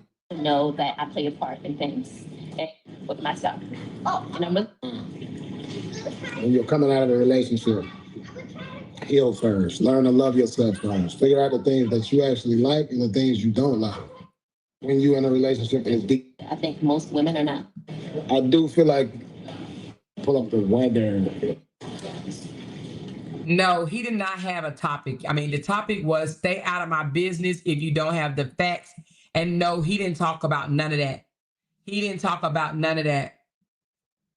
He didn't talk about any of that. He talked about getting out of a relationship and staying single and loving yourself first. But this nigga said, stay out of my business if you don't know the facts, and just basically pulled supporters or watchers or whatever from his brother to get him into his chat because he didn't want his brother selling another damn book, period. She said that girl rubbing her suntan lotion on him. Yeah, I did see that. I did see that. He had Mosky ask that woman for some sunscreen. Oh, is that long head wig wearing transaction? Here, hold on. Let me see. Let me see something right quick. Hold on. Let me do something right quick, y'all. Let me be nosy posy. Let's be nosy posy, okay? We're gonna be that I was 3 minutes behind and your delay helped me catch up. Girl, you crazy, Mimi. Do y'all want to know what he was talking about in that 27-minute live? All right, this is what ChatGPT said he was talking about. I said, what was this live stream about? ChatGPT said it was just casual pool talk, entertainment for his supporters, light flirting and conversation with a woman that he met by the pool, talking about healing after divorce, self-improvement and relationships, joking with his daughter Momo Moski, and entertaining with viewers in the chat. There wasn't nothing heavy or controversial or anything. It gave a day in the life vibe mix with his fan engagement. But the final takeaway, it was mainly a lifestyle and personal content live stream. Nothing manipulative, no agenda, more about showing himself outside of the drama. And I said, was he talking about anyone in particular? It said, well, he mentioned he's recently divorced and spoke on feeling free and at peace after this divorce. He shared how some of his followers or viewers have contacted people that he worked with, warning them about him based on the things said online for views and clickbait. That part could sound like it was about past drama and content creators or ex-supporters, but no names were mentioned and no clear reference was given. He said his audience sometimes project things and they are a little messy, but again, general, not specific. He didn't do anything like that. And then I said, well, did he mention his ex? Nope, he didn't mention his ex, but he did say, I'm recently divorced and I feel free. Peace of mind is something else. I do feel like it was some work. He said, I do feel like it's still some work to do on certain situations. But there was no mentioning of his ex-wife, no stories about their relationship, and no specific shade thrown toward her. It was all framed at general life talk. Okay. And then I said, what did he say about the dating life? He clearly said that he was single. He was casually flirting with the woman at the pool, asking her for sunscreen, eventually asking for her phone number. He mentioned, I definitely have a guard up, and said friendship is the first step, stressing that he's not rushing into anything serious. He talked about learning from his past relationship and said he's focused on peace of mind and being cautious about who he lets in his circle. He said some of his supporters try to push him into dating, but he admitted he's still doing work on himself. So overall, he presented himself as a single man, open to dating, but cautious and not interested into rushing into anything serious right now. Okay. And then I said, did he mention his brother? Nope. He did not mention his brother, not by name, not by nickname, and not even a vague reference. The only family members that he mentioned was his daughter, Moski Amora, while entertaining with her at the pool. We got the tea, baby. I love it, baby. I love it. I love it. I love it. You hear me? She said he was healing, not working on himself. Wait a minute. She said he's healing, not working on himself. Well, I guess they must assume that that's what that means because it said right here that he said that he still got work to do, whatever that means. So anyway, she said, ew, that lady was rubbing stuff all over him. She said, wait a minute. She said, Daisy, yeah, that was a dead giveaway. It wasn't her. That's crazy though, isn't it? That is crazy. That's crazy. She said that lady sound like season. I don't think that was season, baby. You hear me? Mm-mm. He don't want her. He don't want her. He don't want her, honey.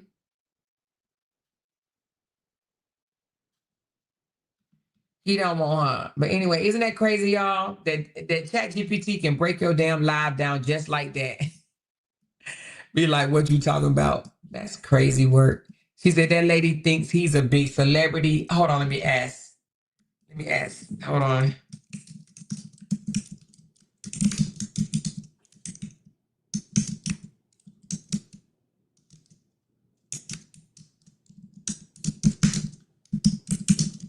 All right, so I asked, was the lady there flirting with him as well? It said yes. The woman at the pool was definitely engaging in light flirting back with him. Here's how it came across. She agreed to put sunscreen on him multiple times, including rubbing it on his chest and arms. She called his hands soft and complimented him during their conversation. She answered his personal questions about her relationship history, healing, and culture in a very open, comfortable way. When he asked for her number, she gave it without hesitation. She said things like, I'm happy for you. I love that for you. When he spoke about peace after divorce, it was overly romantic, but it was definitely warm and attentive. I mean, it wasn't overly romantic, but it was definitely warm and attentive. It was mutual, light flirting, not aggressive or over the top, but friendly, open energy on both sides. Oh, wow. Oh, my God. This is crazy work, baby. It was crazy, crazy work. She said he wants Scrappy. Oh, Lord, Alicia. She said, Miss Didi just a fucking clown because why would you do that? Because Bree had one of her kids go ask a strange man something he would be talking. So you say he asked Momo, hold on, let me see. Did he send his daughter to ask for the sunscreen? Let me see. Yes, he did. It says instead of walking up himself, Robert specifically called his daughter Moski Amora over and asked her to go ask the woman if he could borrow some sunscreen. Here's how it went down. He joked about not wanting to come off zesty or awkward. Then he said, that's a good strategy, and called Moski over. Moski walked over and asked the woman if her dad could use some sunscreen. The woman agreed, and that's what started the whole back and forth conversation between Robert and her. What else y'all want to know? What else y'all want to know? What else y'all want to know? What else y'all want to know? She said she know he's just putting on a front like she ain't bothered. Plot. She said, child, please, I'm talking about season. Oh. She said, once that lady started talking to him, he didn't pay Momo no attention in the pool. Ooh. Let me ask. When the lady started rubbing him with sunscreen, did his attention leave his daughter playing in the pool? Let's see what it said. It says yes. Once the woman started rubbing the sunscreen on him, his focus definitely shifted more toward her and the chat interaction. He wasn't ignoring his daughter completely, but from that point on, he was mainly talking to the woman and showing interest in her. His attention moved away from his daughter swimming and focus on flirting, asking questions, and getting her number. There were quick moments when he glanced back at Mosky, like checking on her bonnet, but the energy was clearly on trying to connect with the woman. Mm-mm-mm. She said ChatGPT is messy and is. She said when he gonna let his divorce go? He always bring up the divorce. Most people don't bring up that divorce is not a good look. It takes a while. It does take a while. When you hurt, when you're not hurt, you could stop bringing it up. But when you hurt like that, it does take a while. Because I remember bringing up my divorce for a while too. So that just means he's hurt. He's still hurt over it. Trust me, you only bring it up when you still hurt. If you're not hurt, he wouldn't mention that divorce shit no more. But he's still hurt over it. That's why he's mentioning the divorce. He's still talking about it because he's still bothered by it. Once he completely get over it and no longer bothered by it anymore, you will not hear him bringing up the divorce. Let me ask ChatGPT. Hold on. If you are constantly bringing up your divorce after 2 years, has it been 2 years? No, it's been 1 year. Or after 2 years of being split. No, almost 3. Let me just say it like this. If you were constantly bringing up your divorce after the split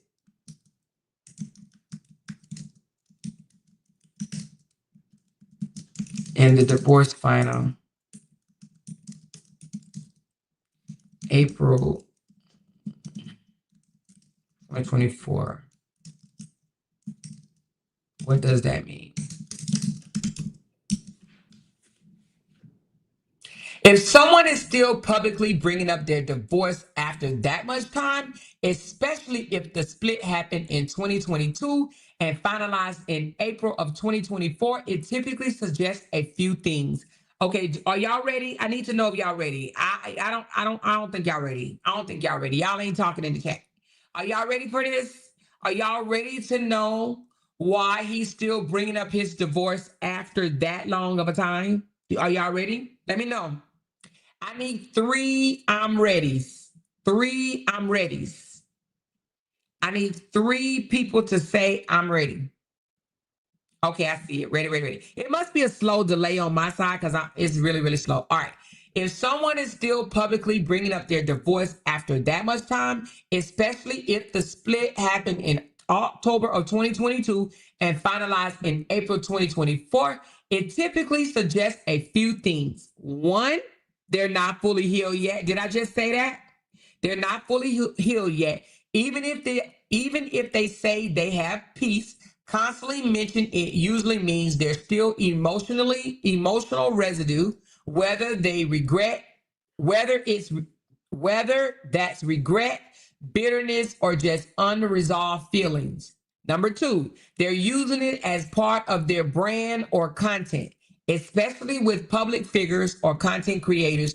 Repeating that narrative keeps people interested. It becomes part of their story. Divorce, single, healing. Number 3, they are trying to reinforce an image. Talking about peace after divorce over and over and over again could be less about moving on and more about reminding people, I'm the good one. I'm the one who's doing better now. Number 4, it might be subtle shots at the ex.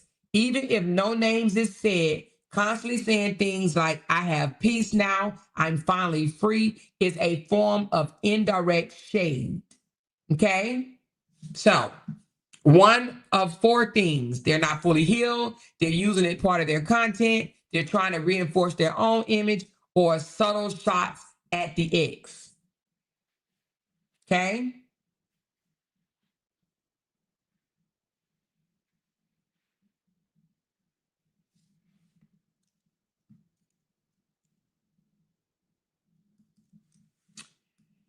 Yes. Okay, I'm gonna ask this. Hold on, let me ask this right here.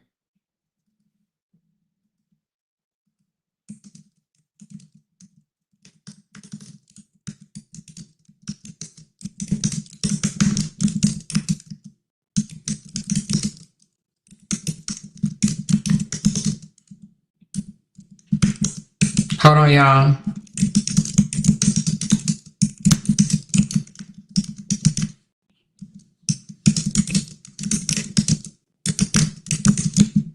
Or mainly.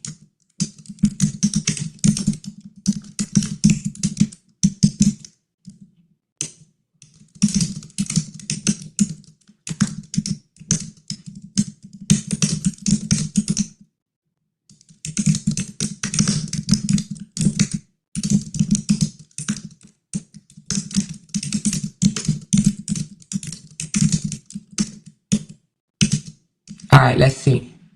I'm being messy, and I'm making ChatGPT be messy.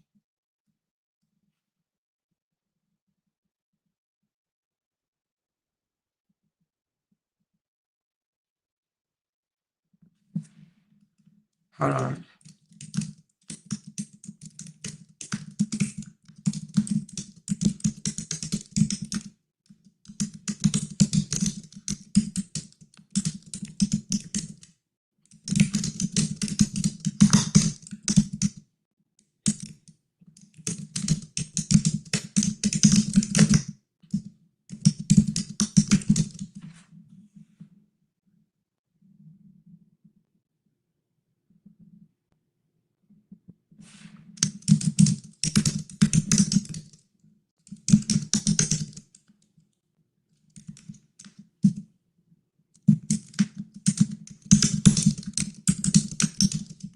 Hold on.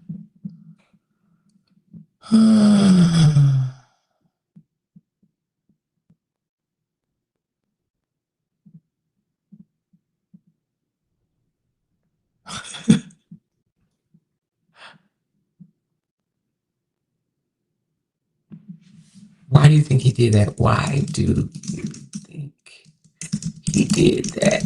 I'm being messy. I'm being messy.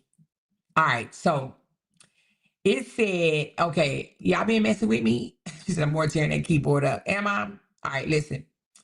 It said in the live stream, he mentioned, well, hold on. It said, hold on.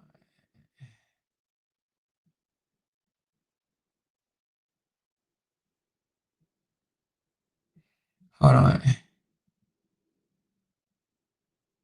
It said right at the beginning of the live stream, Robert Hampton LaTruth said, make sure y'all hit the share on this stream. Share to your Facebook outlet, Team LaTruth. Share to, and then he stopped and said, somebody who rocking Team LaTruth. He said, man, make sure y'all share this to them as well. Let's get everybody in here. That's him specifically calling for Team LaTruth, which is his supporters. He didn't say pull up word for word, but the intentions was the same. He was telling his base to leave wherever they were and come join his live. Given the timing with Kevin Wesley live just minutes before, it reads like a deliberate move to pull the attention away from Kevin back to him without outright saying it. Okay. It says it was a quiet flex energy. All right. It said it suggests pulling audience control. He knows the majority of those viewers follow both him and Kevin, but he wanted them back in his chat. Subtle competition. Even if they don't say it publicly, they're like, that's like saying, don't sit over there too long. Come back where the real show's at. Maintaining presence, especially with creators like him, staying front and center in the supporters feed is a priority. Going live right after or during his brother's stream keeps him in rotation. And know from what was in the transcript, he never openly admitted or acknowledged Kevin was live, but calling for Team LaTruth to show up, knowing where they were already saying it without saying it. So he was saying it without saying it.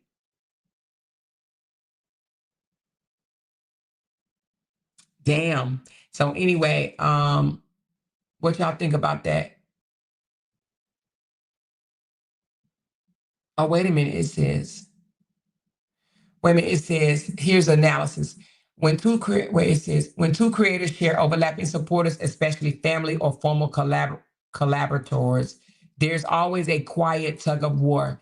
By him saying Team the Truth right after Kevin already was live, Robert was signaling, don't forget who y'all really follow. Ego and visibility. The Truth has always presented himself as the main brand. Seeing his brother live could have triggered that urge to reclaim that spotlight, even if it wasn't direct beef, more like silence, flex energy.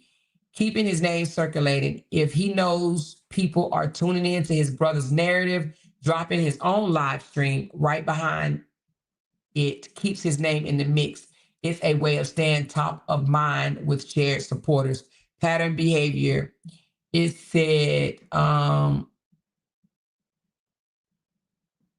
it seems that many supporters lean heavier toward the truth.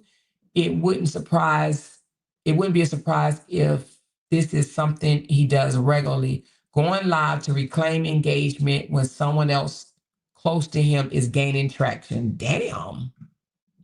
That's messed up, y'all. She said, I said Kevin getting his payback. He did this to his sister. They all shake each other. Yeah, that's true. He did do it to his sister, didn't he? He did do it to his sister. That's crazy. Nobody rocking with him. Everybody go to Kavina Lives. Kevin is not a content creator. Kevin has more energy. Kevin is not a content creator. Kevin has more energy. Wait a minute. What did you say? Hold on. Let me see what you said. You said Robert rocking. Nobody's rocking with him. Everyone goes to Kevin Live. Robert is not a content creator. Kevin has more energy. LOL. He's over in Colombia looking for a lady boy. She said, did Bree and Flatnose go to court yesterday? Yeah, you late, Bobby. You late. She said, I say Kevin getting payback. Oh, yeah. She said, yep, I was just about to say that. You was about to say what? She said, Chat GPT be on it. Show do. Show do, baby. Charles, George, Peter Thomas is so damn messy, girl. You so funny.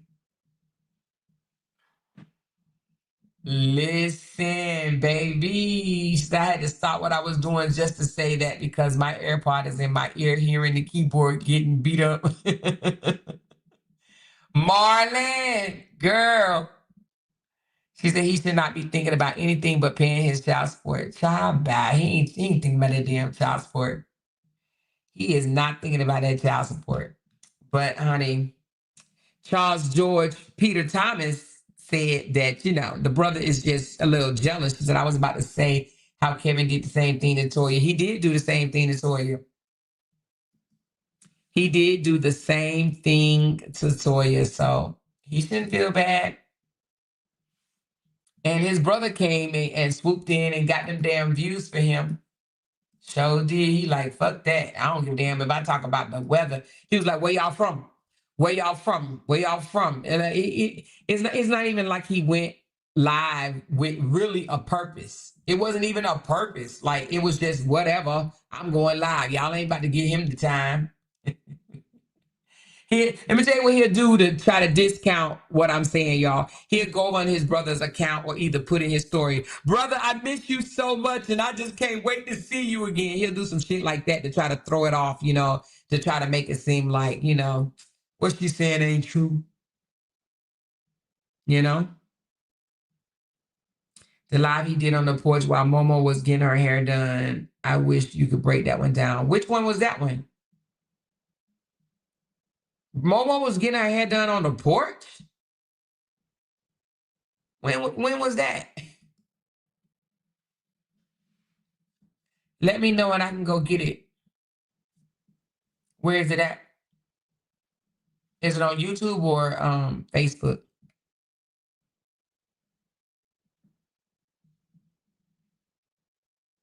She said, no, she was in his apartment. Oh, so the baby was getting her hair done and he was on the porch himself. What's the name of it?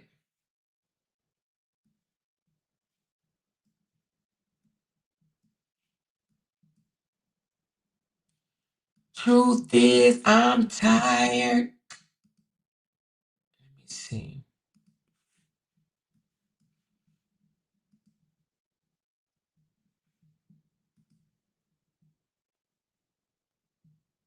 I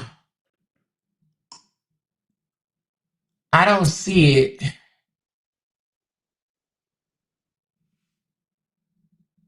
She said, how many views did RH have on that video? He had 3,000 and Kevin has 1K. Kevin got 1K and he got 3,000. They're in competition with each other. Don't think for one moment they're not. Kevin views are low. He get a couple of high when he talk about Ringo. Yeah, Kevin views are low. Kevin don't do good on Facebook. She said, it's weird how they in competition with one another and they come out here with the fake love. Yep, that's true. They do that shit. She said, yeah, he was crying on that live, shaking my head. Which live he was crying on? Tell me which one y'all talking about. He was unhinged in that live. Which one? Oh, the Ringo? Oh, yeah. Oh, yeah. Yeah, Kevin was definitely unhinged in that live. I thought you was talking about Robert. Oh, yeah, he was definitely unhinged in that live. She said, I sent it to your inbox.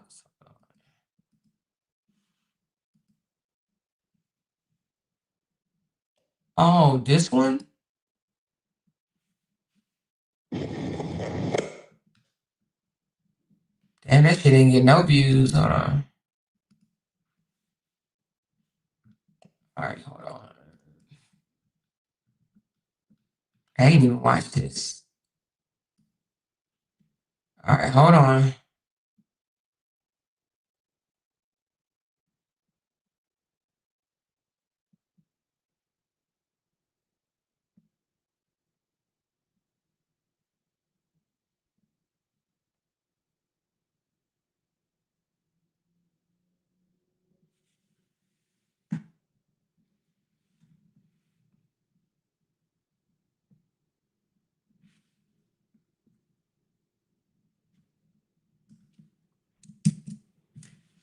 All right, hold on.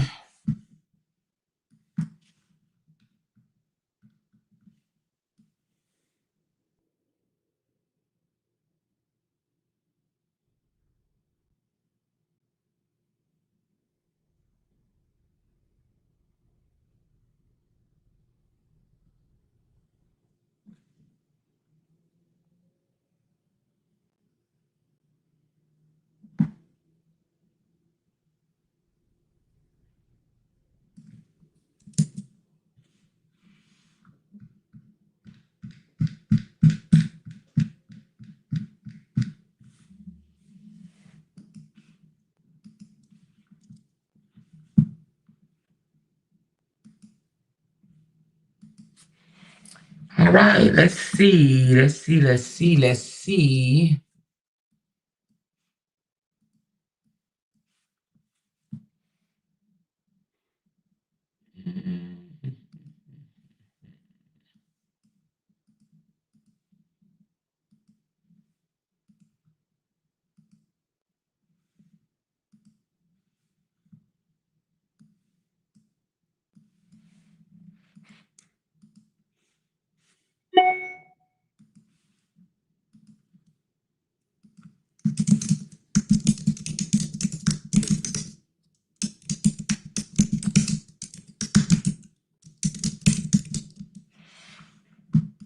All right, hold on. She said it's on YouTube in the video. I'm talking about Robert. I'm so hungry and still trying to finish packing for my trip. Where you going now? All right, so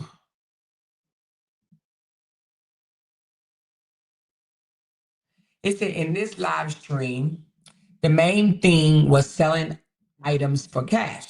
He repeatedly mentioned selling his veneers for $20,000, his Michael Jordan sneakers for $10,000, and other personal items. He claimed Facebook wasn't paying him anymore and positioned selling things as a way to survive and cover legal fees. Victim narrative and emotional appeal. He spoke heavily about feeling bullied and made fun of, especially by women online. He framed himself as a good man, being mistreated for having a big heart, singing to his daughter, open car doors, and supporting women. He emphasized how he had helped women financially, bought them cars, paid their rent, invested in businesses, etc. Financial struggles. He stated multiple times that he wasn't monetized on Facebook, wasn't receiving stars, and was only reliant on Cash App donations. Claimed he was in a everything must go mode, even mentioned selling his cars and moving to another country. Defensive statement. He pushed back against people calling him lazy or saying that he fell off. He claimed he still has millions of followers across multiple platforms and is one of the hardest working people in the game. Repeatedly emphasized that he's never been left by a woman in his life except once in high school. Family and fatherhood. Referenced his daughter Moski several times while she was getting her hair done. Used those moments to reinforce his image as an attentive, loving father. Subtle shade and flex energy. Claimed that other people make money posting about him while he's the real draw for their views.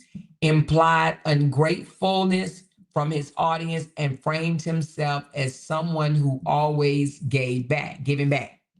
Random entertaining bits. Made jokes about people offering him money for private shows. Talked about cancer survival and battling health challenges. It was a combination of self-promotion, financial plea, emotional manipulation, and reputational management. He didn't attack anyone directly, but definitely played up the I misunderstood and mistreated angle while quietly flexing his numbers and achievements. Okay.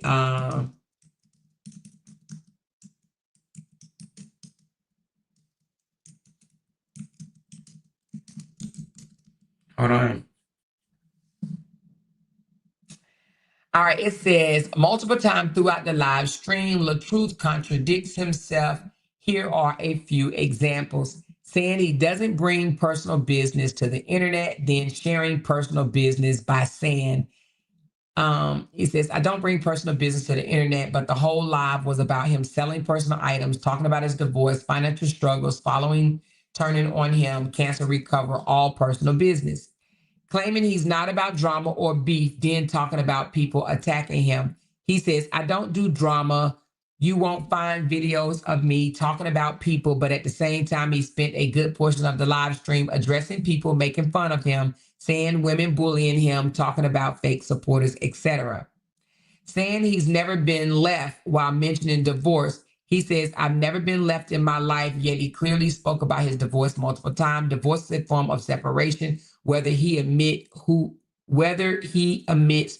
initiated or not. Claiming he works every day, saying Facebook isn't paying him. He said he's one of the hardest working men and never went a day without working, but then said Facebook hasn't paid him in over a year and he was selling his veneers because he need money. Calling himself financial successful, then asking for cash apps and selling used items. He flexed about past wealth, yachts, cars, yachts. What the fuck?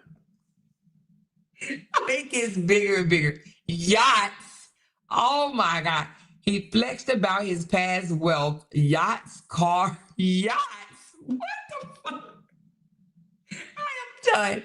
Yachts, cars, buying designer bags for women, but then openly admitted he needed cash, couldn't afford things right now, and had to sell everything, doing his veneers and speakers, including his veneer, down to his veneers and speakers. Oh my God, this is crazy. Okay, so hold on.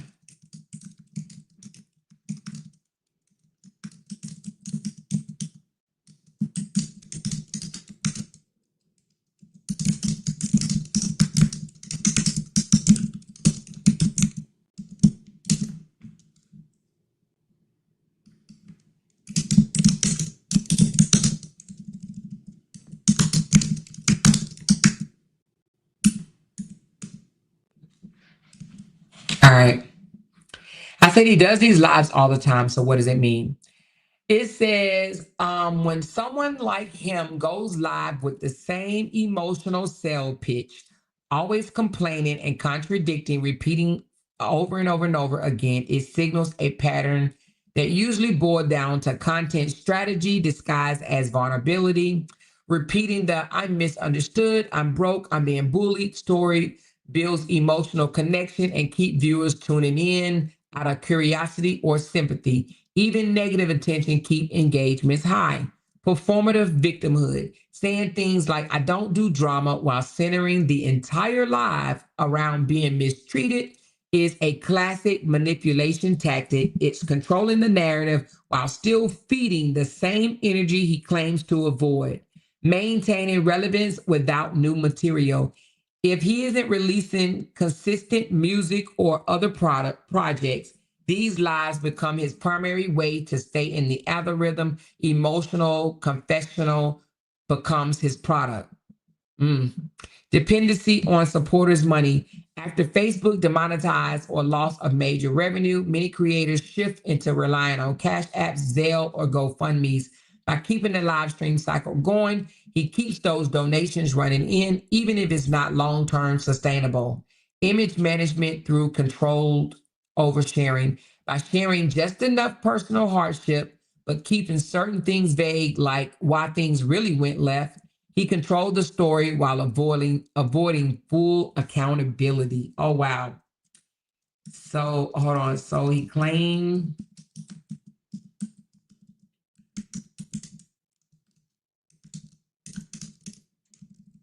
he's not demonetized. Claim he demonetized.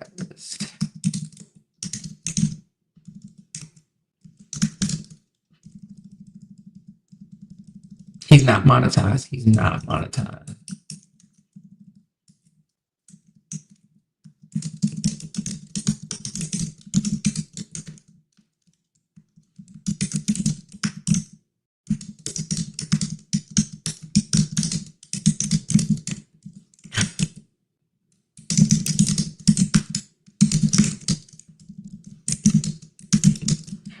All right. Let's see what it says. All right. I say he claims he's demonetized but won't get a job. It said that behavior points to a specific mindset seen with some social media personalities.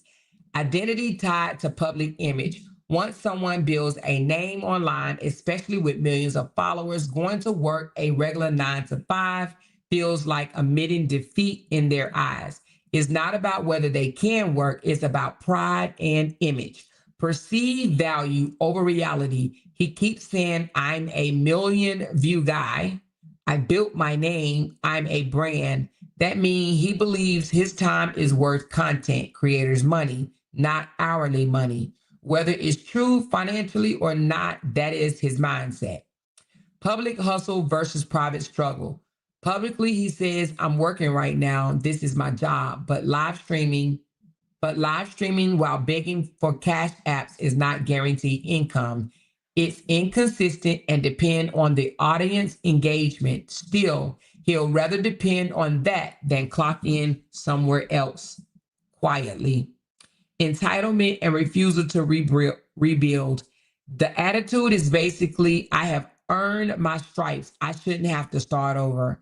That's why he'll sell veneers, sneakers, or cars before filling out a regular job application. They say he'll sell his eyeballs out his eyes before he go to work, is what they saying, okay? He will sell the plaque off his teeth before he go get a job. I can see him down there saying, how much y'all to give me at the blood bank? He ain't going to work, y'all. It's an image thing. It is an image thing. She said ChatGPT is the intelligent most of these people lack. Okay? He's not. She said he doesn't want a 9 to 5 because Bree doesn't work one. That's embarrassing to him. Yeah, that's true. I believe that. That man keeps telling them he's still making money. He's still making money on Facebook, but they so far up his ass X butt to see. Yeah, he's making money. He's lying. Ain't no way he could eat, pay your rent, all that stuff. He's talking about he relying on cash apps every month. Come on, you believe that shit? He wants to say that because he think the judge is not gonna really find out that he's making money and making pay child support. She said, "Can you ask ChatGPT if he's monetized?" I'm gonna ask, do they think he's monetized? Okay. Do you think based? I'm gonna say your assessment. Okay. Hold on, I'm gonna talk it. Can you provide an assessment based on his own words, whether or not he's monetized on social media or not? Or do you think that he is bluffing? A line, but I said bluffing. Okay, let's see what they say. It says, based on his own words and contradictions in the live stream, here's a direct assessment. He repeatedly says, Facebook not paying me. I'm not monetized right now. I don't get stars. But at the same time, he says things like, I still have over 1 million followers. I'm one of the hardest working men in the industry. I get millions of views. I can share your post for a few hundred or boost your numbers. What that suggests, Facebook likely limited or demonetized his account, but not across all platforms. It's possible his main Facebook page was demonetized or removed, but if he still has at least 300K or more subscribers on YouTube, TikTok, and Instagram, those are separate monetization streams. He never said YouTube stopped paying him. He focused only on Facebook. He might be hiding partial monetization. Creators sometimes say, I'm not getting paid, when they mean they aren't getting as much as they were before. That doesn't mean they're not earning money. Smaller checks might still be coming in from YouTube views, merch, or paid posts. The fact that he offers promotions for a fee suggests he knows his page still holds value. If someone truly wasn't monetized or had no value left on their page, they wouldn't be asking for promo payments. That's an indirect income stream right there. Final verdict.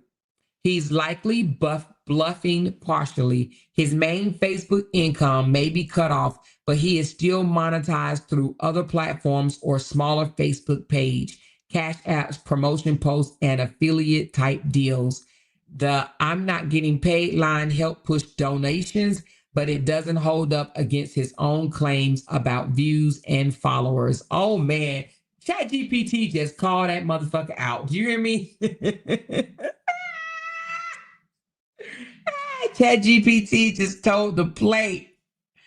ChatGPT just told the damn play, baby. You hear me? We already knew that anyway. He's just not making as much as he was making. Oh, hold on, I'm gonna say, why would a person? Hold on, I'm gonna read it. Hold on. Why would a person tell that to their loyal supporters? Why would they lie to them consistently about not being monetized on their channels? What's the reason? Let's see.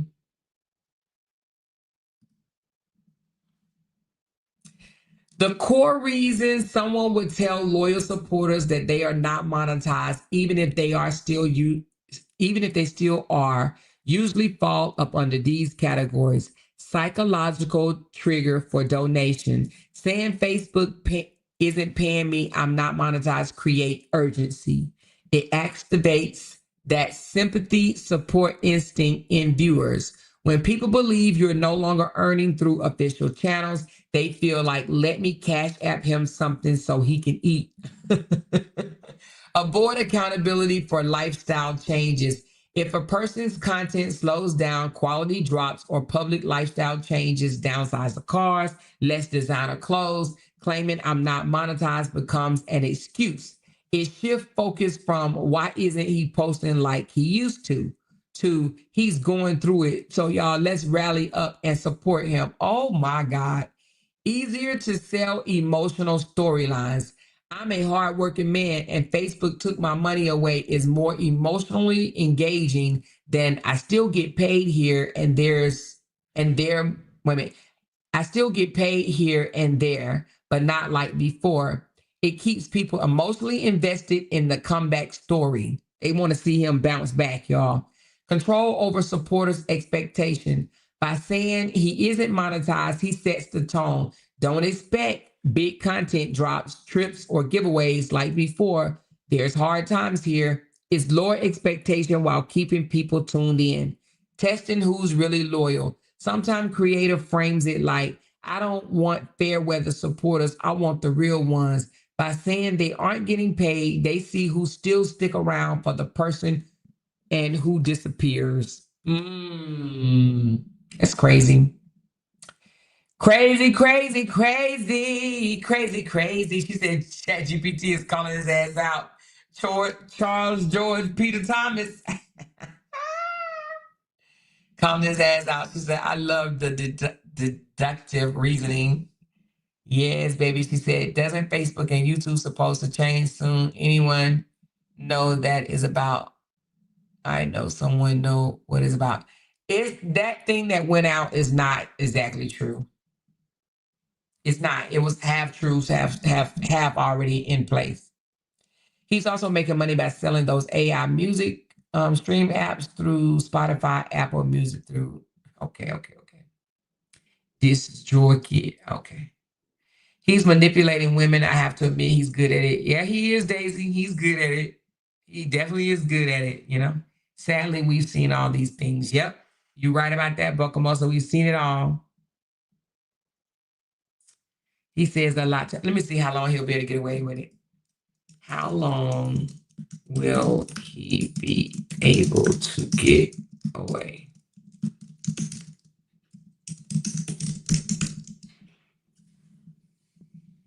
That depends on a few real factors, but here's a grounded answer.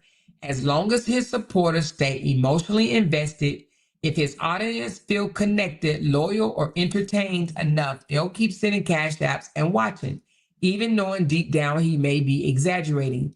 That can last months or years in some cases, until the core supporters base start catching on. Once enough people notice the pattern, same story, different day, donations slow down, views drop, comments shift, people will eventually ask, if you're that broke, why not get a job? Why are you still wearing designer brands? God damn. Listen, listen.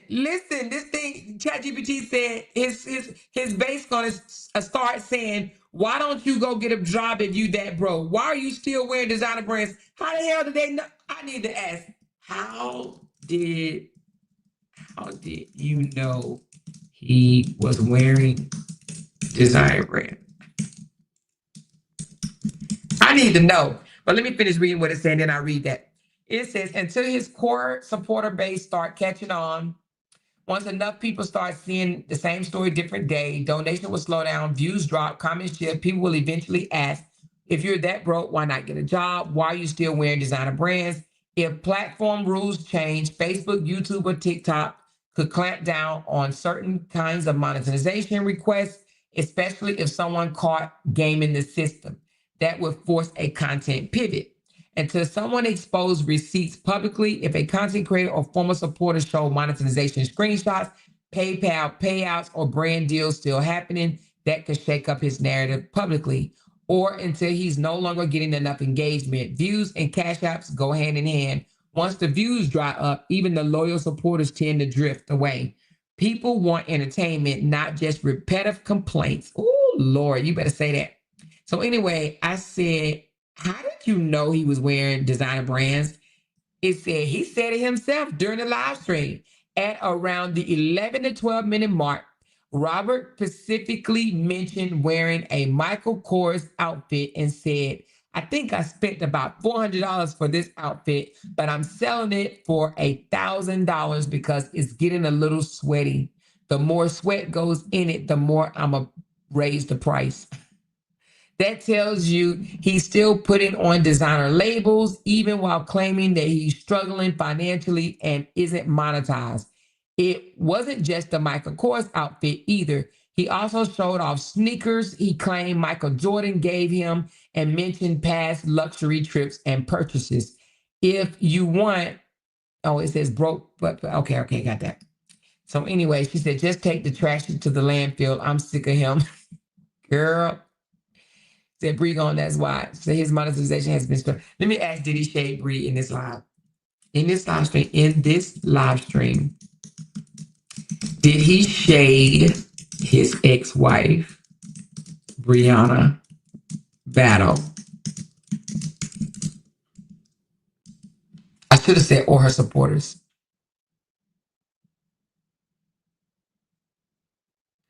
It says, in this specific live stream, LaTruth did not mention Brianna Battle by name, but there was several indirect comments that read as quiet shade or subliminal shots aimed at her.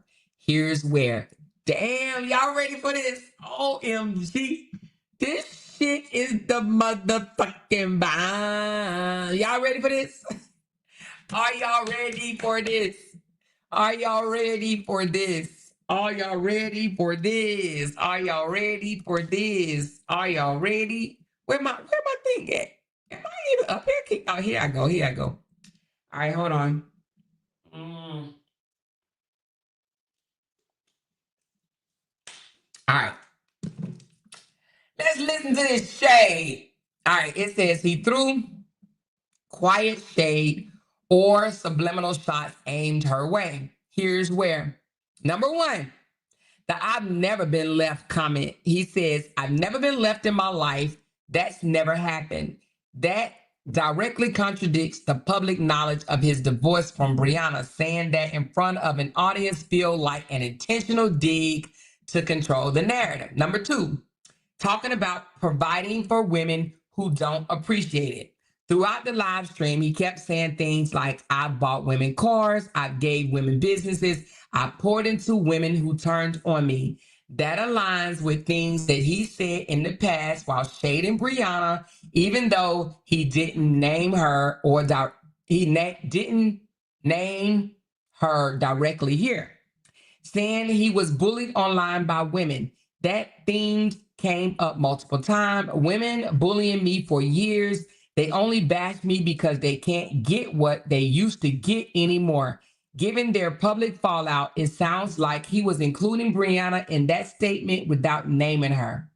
I'm a good father talking point. He spent a long time emphasizing how he provides for his kids, take care of his children that aren't his, and singing to his daughter. This again felt aimed at reinforcing his side of the past custody and fatherhood narrative tied to Brianna. So bottom line, he didn't say her name, but yes, there was quiet shade sprinkled throughout.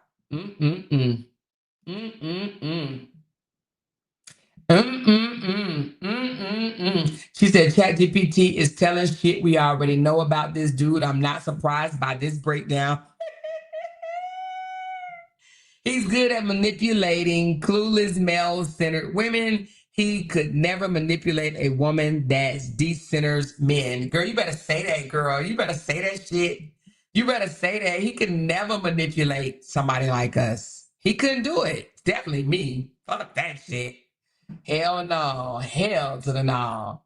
I feel sorry for the women that get manipulated by men, to be honest with you. He tries to put his views down because of the algorithm content not reaching, but the views are up with his daughter. They just don't like his content. Yep. Because it's boring and it's repetitive. He says the same as dry ass shit. He seeks too much empathy and sympathy and all that bullshit. It's horrible. Another reason for an excuse why he's behind in child support. Yep. Ask if he's condescending. Okay.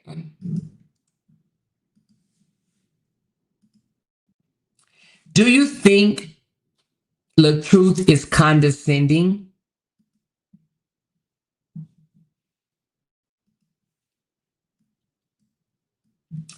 Yes, based on the live stream transcripts you provided, the truth definitely shows condescending behavior.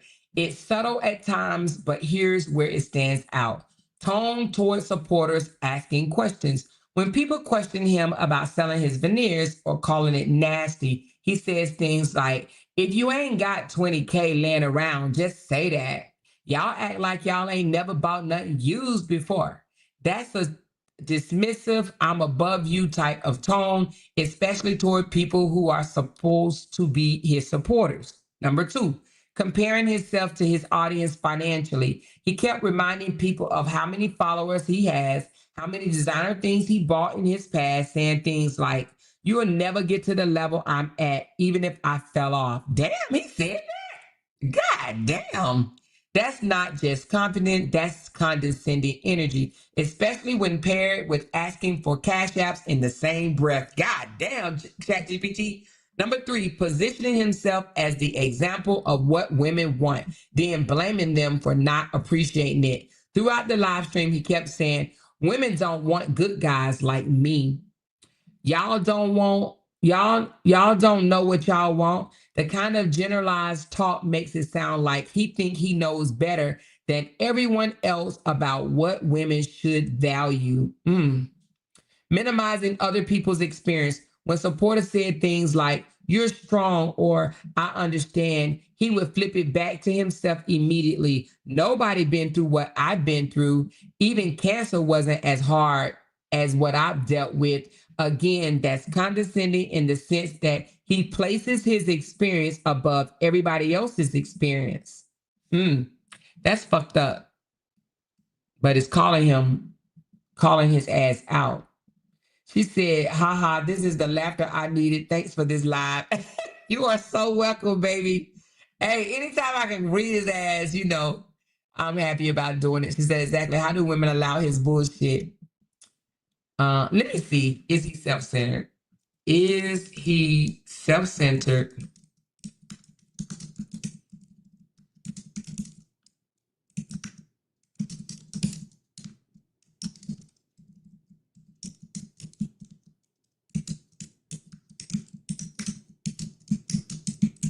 All right. Is he self-centered? Oh, yes. Yes. It says what describe and what is it? What's in his live stream transcript reflects strong self-centered tendencies and some recognizable narcissistic behaviors. Here's a grounded breakdown using his own words and patterns. Here's the self-centeredness. He repeatedly circles the conversation back to himself, no matter what topic came up. I'm the one who bought cars for women. I'm the one with millions of followers. Nobody been through what I've been through. Even when addressing supporters, it was mostly about what he needs from them, cash apps, promo payments, selling his veneers. Number two, classic narcissistic traits observed. Victimhood loop. Constantly saying, women bullying me, supporters turning on me, people make fun of me, but refusing to acknowledge his part in any of the conflict. Narcissists often paint themselves as the perpetual victim to gain sympathy and avoid accountability. Grandiosis, saying things like, I'm one of the hardest working men in the industry. You've never been on the level I'm on, even if I fell off. Or you'll never be on the level I'm on, even if I fell off. That's inflated self-importance, common with narcissistic personalities. Blame shifting. He claims, I've never been left and I didn't mess it off. And I didn't mess it off. Y'all messed it off. I didn't mess it off. Y'all messed it off. Classic refusal to take accountability in a relationship or business. Contradictory image management. Talking about peace and healing while throwing indirect shade and flexing about past wealth. That's covert narcissism energy. Appearing humble while quietly controlling the narrative. Entitlement without responsibility. Expecting cash apps and donations while refusing to consider getting a real job while calling himself one of the hardest working men. Bottom line, his live stream shows pattern consistent with self-centered and narcissistic behavior. That doesn't mean he's clinically diagnosed, but the traits of grandiosity,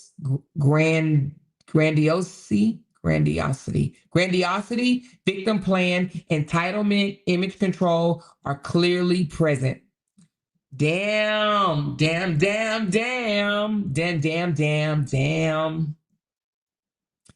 said ChatGPT is our positive echo chamber. Okay, girl. She said he never had cancer. She said that's how you know he's been left because who cares if you broke up with someone? He's stuck at 5, definitely. Let me ask, does he have a childlike mentality? Does he has or show a childlike mentality at all?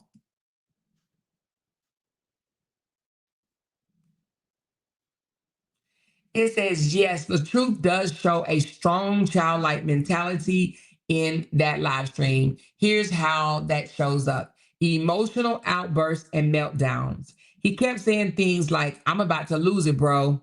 I'm really about to break down. That's on the verge of tears energy over internet comments is emotionally immature for a grown ass man in his 40s. GPT called him. Emotionally immature for a grown ass man in his 40s. I'm done with Chat GPT, y'all. Chat GPT is Chat GPT is talking shit. Okay, that's number one. Number two, blaming everybody else. A childlike mindset often shows up as it's not my fault, it's everybody else's fault. Robert says things like, y'all messed it up. I didn't. They're bullying me for years. No accountability. Classic childlike thinking. Oh my God. Number three, wanting praise for basic behavior. Hold on, y'all. Oh, wanting praise for basic behavior. He goes on about opening up the car doors, singing to his kids, and being a provider like he deserves a trophy. Hey, I'm loving this. It said he goes on about opening up the car doors, singing to his kids, and being a provider like he deserves a trophy. I take care of my kids. That ain't even mine. That's normal adult responsibility. But he frames it like, wait a minute. Somebody just text me. Hold on. Hold on. This shit is fucking funny to me. Who texted me? Okay. I'll look in a minute. But anyway, it said, wait a minute. He goes on, it said one praise for basic behavior. He goes on about opening the car doors, singing to his kids, and being a provider like he deserves a trophy. I take care of kids that ain't even mine. That's normal adult responsibility, but he frames it like it makes him rare and special. Over explaining and making up stories. The Michael Jordan shoe story, saying Jordan gave him sneaker personality. That's the kind of exaggerated, playful storytelling you will hear from a kid, trying to impress his classmates. Oh Jesus! Oh Jesus, this is getting worse. I'm not getting what I want energy. The whole live stream had that undertone of I'm not getting paid. Y'all ain't sending enough cash. Y'all ain't sending enough cash outs. Y'all don't appreciate me, which sound more like a tantrum than a business conversation. Bottom line assessment. Yes, there's definitely childlike or immature mentality present emotionally, socially, and in how he handles criticism. Oh my God. Wait a minute. Let me read that again. It says, yes, there is definitely childlike or immature mentality present emotionally, socially, in how he handles criticism. Y'all, this shit is too this shit is too funny to me. Baby, ChatGPT is reading that nigga. Okay, let me ask one more question. Um, does he talk about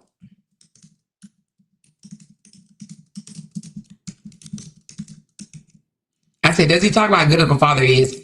He only gets her every other weekend,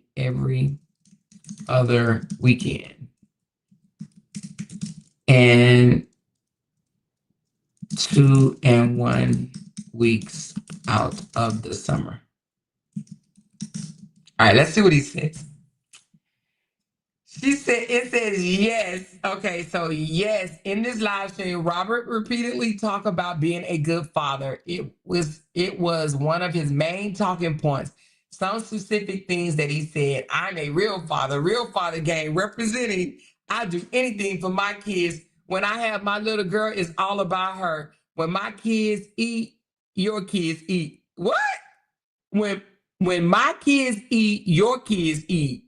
I'll never yell at my daughter. She's never heard me raise my voice. Now, you know that's a motherfucking lie, Robert. He mentioned holding his daughter's hand while she gets her hair done and showing her how she should be treated by men. But based on based on this, he frames it like he's a full-time father. Always said, based on what you said about every other weekend, he frames it like he's a full-time father, active father, when in reality, if he only gets her every other weekend and a couple of weeks out of the summer, that's part-time parenting. That's another self-inflated narrative he's putting out there. He emphasized good father and I'm always there energy without clarifying the actual parenting schedule. That's also why he mentioned moments like taking her to get her hair done. Those are the times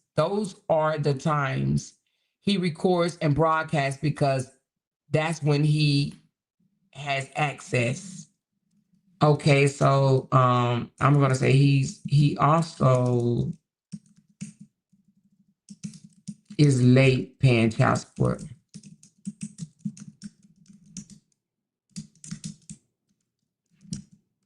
I'm just gonna say he owes back child support.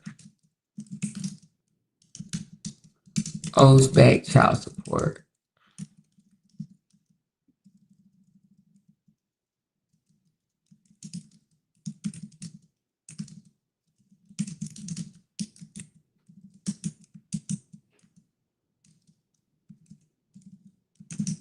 Damn. With financially assisting the mom. But he goes shopping while live every visit.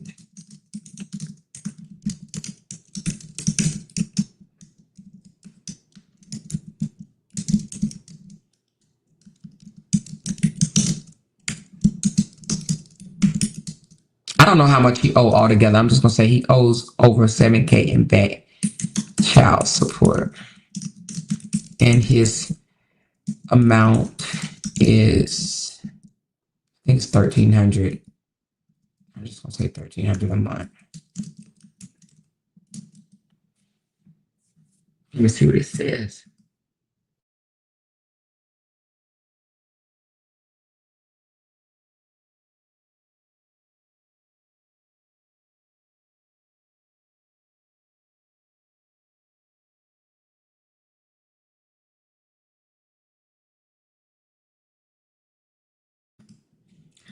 All right, it says this pattern is consistent with image management and narcissistic behavior. Public flex versus private reality. Going live while buying a few outfits make it look like he's handling everything. But buying clothes a couple of times a month doesn't replace consistent child support payments. Performative parenting. Showing up live with his daughter, buying her things while recording is a controlled narrative. It's for the camera, not evidence of steady financial responsibility. Inflating small efforts, spending $200 on clothes live once a month doesn't equal the $1,300 a month in support. If he owes over $7,000 in arrears, it shows the inconsistency in his real financial support versus what he promotes online. It says,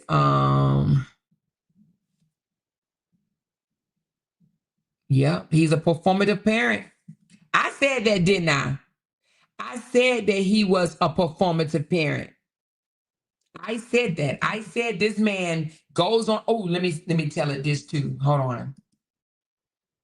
Okay, well, since you pointed that out, he also goes live, taking her to all these fun places, like Chuck E. Cheese, the bouncy houses, all the fun stuff that you can think of with this daughter. He does that. So can you break that down for me, please?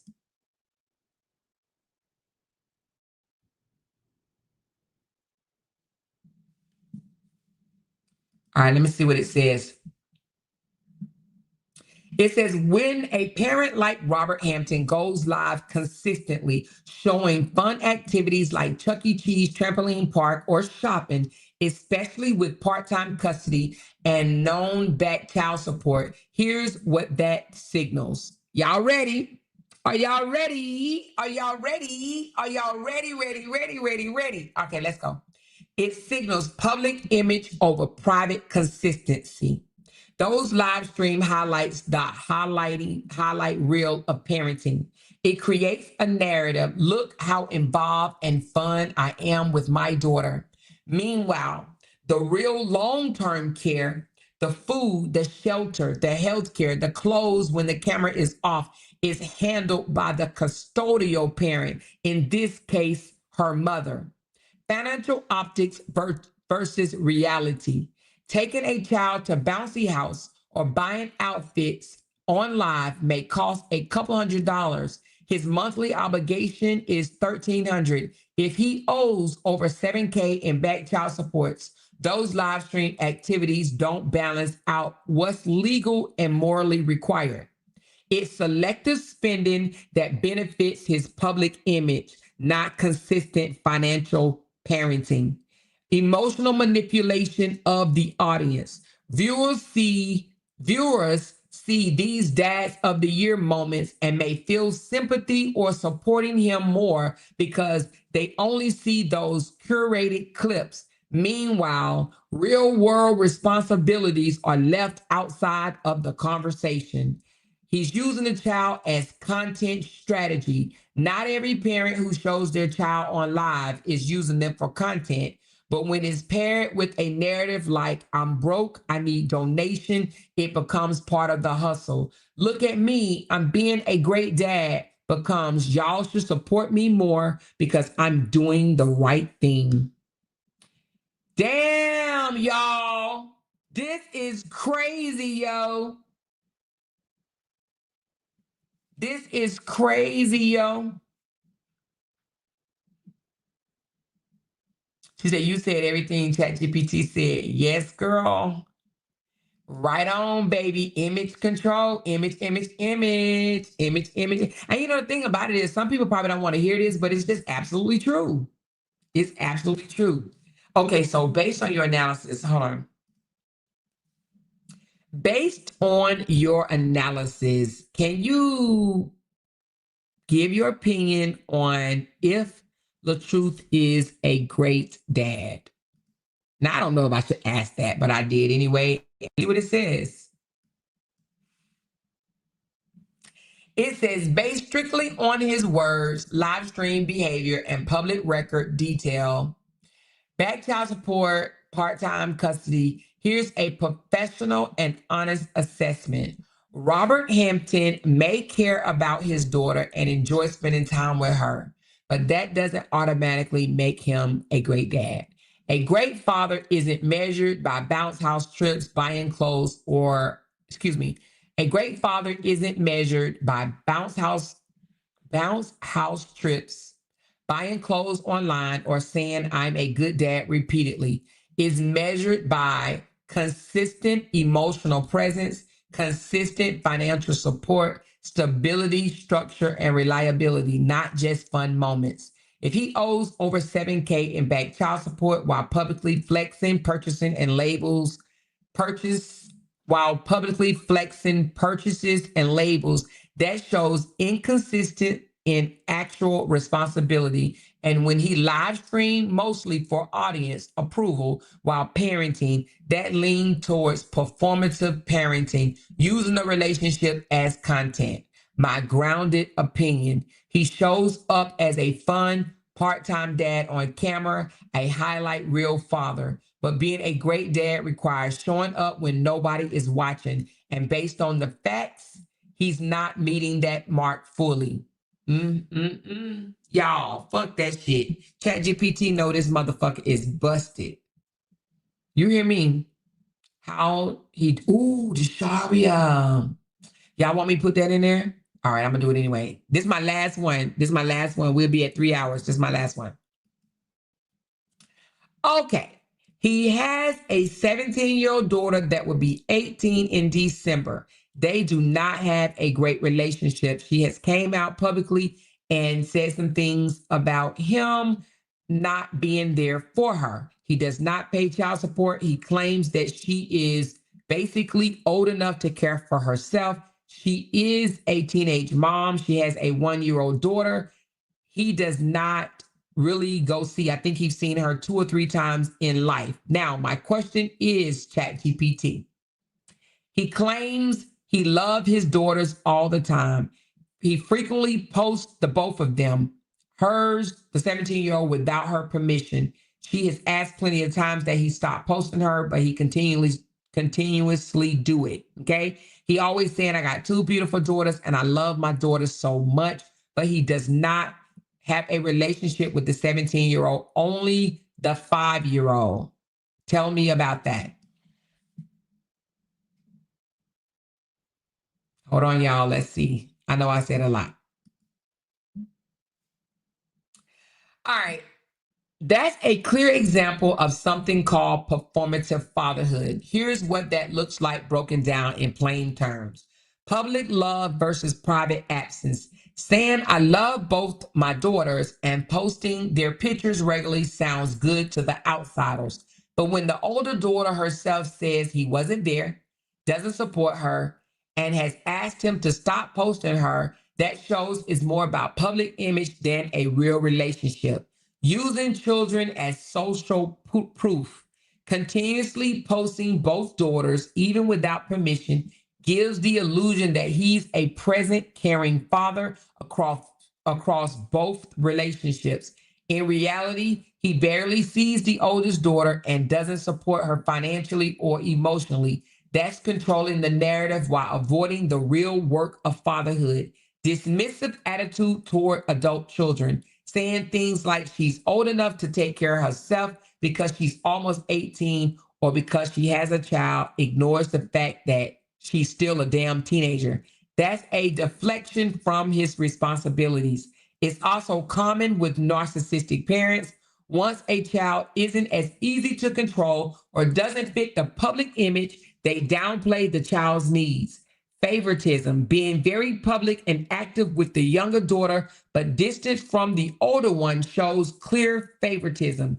What kind of split is usually that kind of split? That kind of split is usually about control. The younger child still sees him as the fun parent, while the other one speaks her mind and disrupts the image. Bottom line assessment. If a father publicly claimed both children, but only shows up for one in real life, that's not genuine parenting. That's branding. Okay, that's it.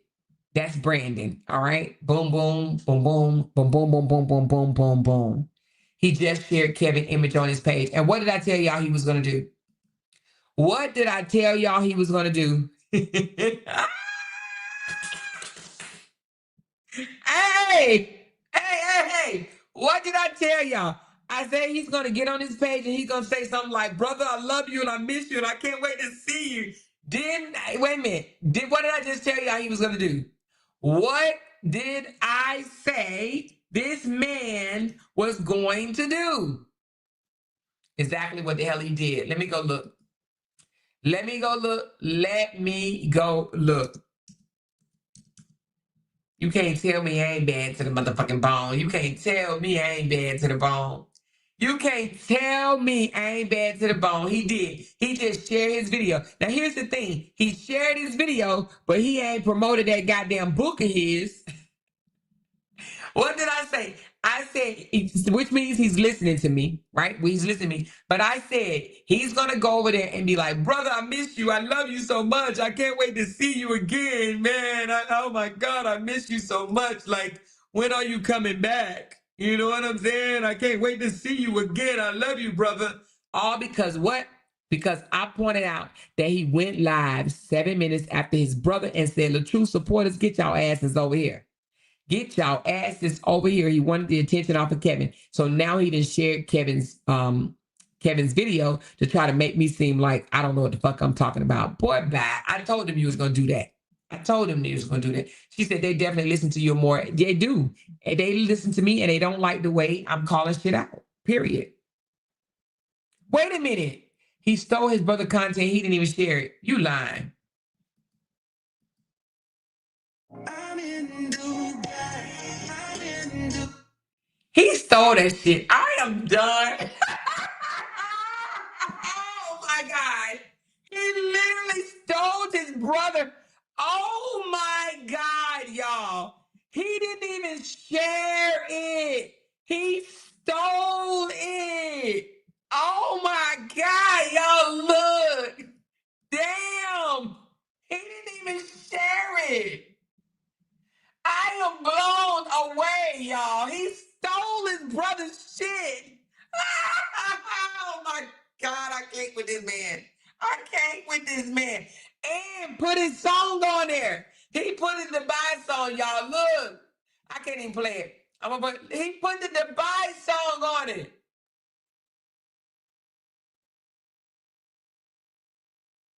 Oh my God. And then he slowed it down to go with his he slowed the video down because, you know, when you do this type of stuff, you have to alter it or transform it in some type of way. So he stole the video, slowed it down a little bit, put his song on it, and said, the hell, I'm getting paid off you, Negro. That's crazy. I am done, man. Oh, my God. She said Kevin got 51,000 on his. Let me see how much he got so far. Is it a real? Because hold on, let me see. Can I tell? Let me see if I can tell how many he got. Oh, he only got 1.5K, but he just posted it. This is crazy. He straight stole his brother's. He straight stole his brother's video. But oh my God, he probably like, shit, as much as I wiped your ass when you was little, he did. He stole it. He stole his brother's video. Oh my God. Later last said he gonna get paid one way or the other off them siblings until he can't no more. Okay, girl. She said, look what Kevin said on his YouTube. Hold on. This shit is hilarious, man. This is crazy. They think we don't see this shit. Only their dumbass supporters don't see stuff, right? Hold on, let's see what he said on his YouTube.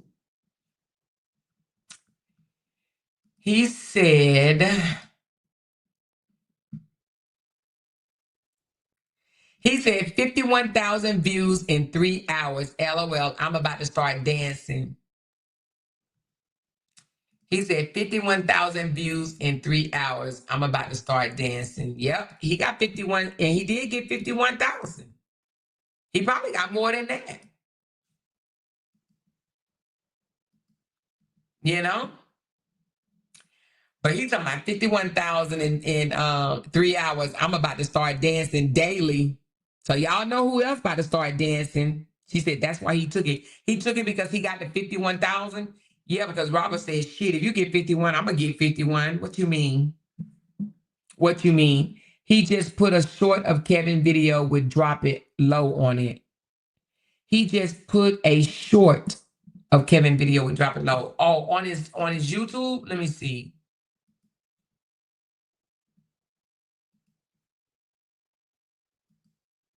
He sure the hell did. He sure did. Hold on. He sure did. He sure the hell did. He posted that shit. He did it on Facebook and YouTube. He sure did. Hold on.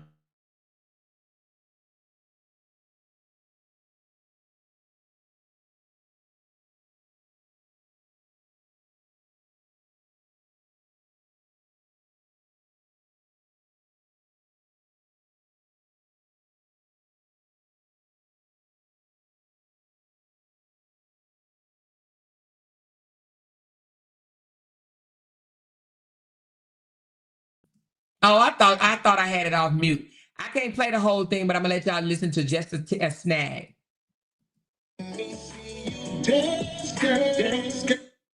Okay, because I don't want to get demonetized.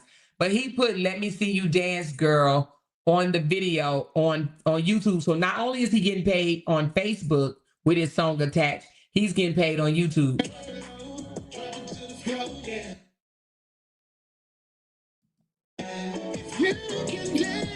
That's crazy. Oh, thief ass. But hey, it is what it is. But he saw his brother got over 51,000. She said, I got you on my iPad at work cracking up for more. Oh, yes. Girl, she said, Monique said, I had to stop so away to the pool and I'm back. Wait a minute, I had to stop away from the pool. I'm back. Hey, girl, but listen, yes, he's a thief. And in my opinion, he's jealous of his brother. But I think they're jealous of each other. I think they're jealous of each other. She said, more posting reels will help your channel too. You're more interesting than them brothers. You can dance. Girl, me dance? Oh, girl. But I dance so won't be dancing on no damn Drop It Low. She said, drop it low, ain't hear no shit in my brief voice. That song been out since 1915. Kavina can dance better than Super Little Bill. RH be dancing like a clown. He can't match Kevin Views. No, he can't match Kevin Views. No, That's what his brother get. He know boot mouth ain't shit, yet he play his sister for him. That's what he gets. Yep. So do. So did. But yep, he's definitely using his brother's content. He like, fuck that. This my brother. Shit. He like, that's my brother. I'm using that. That's my brother. Fuck what y'all talking about. Fuck what y'all talking about. Now you gonna see LaTruth go to his community pool and try to dance later today, y'all. He gonna go to his community pool and put all three of them up there and do a dance with all three of them. He only attached himself to his brother when he is trending. Yep. Damn, that's messed up. She said only when he trended do he attach himself to his brother. Now, if his brother would have sold over 100 books or 500 books, then he would have said something like, look at my brother, y'all. Look at my brother. But please, he ain't even help promote his brother book. Can you imagine that? Can you imagine him not promoting his brother book? That's crazy to me. But I don't think his brother helped promote his either. I don't think that they promoted each other's book, but that's crazy. He probably like, man, please, I'm the reason why you got a damn social media. So anyway, but yeah, I don't think he's gonna get no 51,000 views though. But he showed put it on his YouTube and his Facebook. He want monies and shit. I need money. He said, I need money. These Mosky videos ain't enough. He's like, these Mosky videos ain't enough. She said, I don't like none of them. Me neither. She said, lady, I haven't ran into your page in a while, and you still running this man name through your mud. God bless y'all all because it's no way. Well, listen, you ain't ran my page in a while. You came over here for a reason, but I do appreciate your view and your comment. Now you can end it with sending a super chat, and that'll be the bomb right there. Send me a super chat right quick. Clocking things. I don't think y'all realize how jealous Narcs can be. He's extremely jealous of his brother. When Kevin first moved and was getting all the views, here comes Robert inserting himself. Yep, sure the hell did. Sure the hell did. He only wants Kevin's success connected to him. Yep. He don't support his book, but stealing his content to get paid is crazy. Yep. That part. Okay.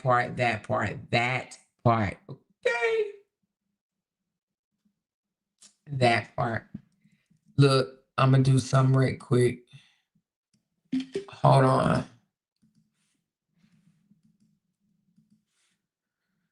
Uh,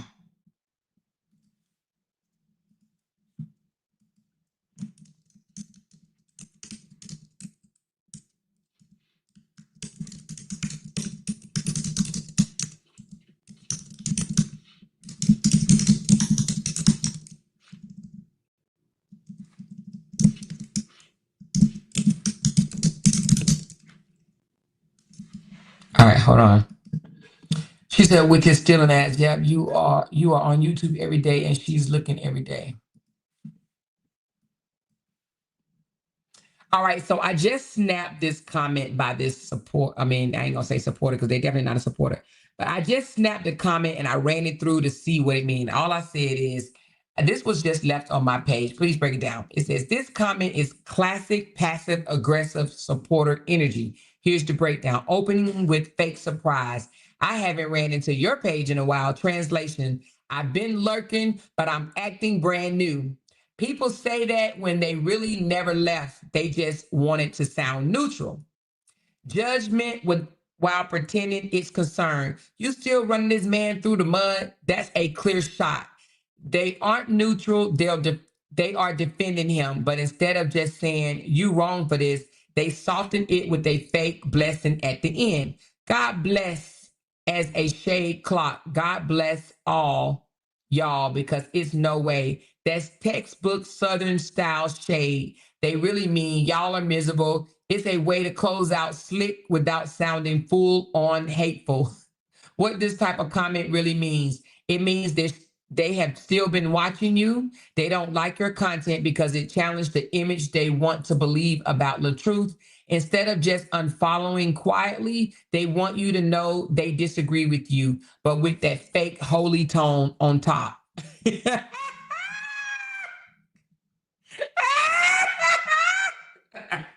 You still watching. You still watching me.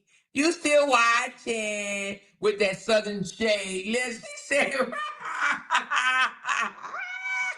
it got old southern shade, huh?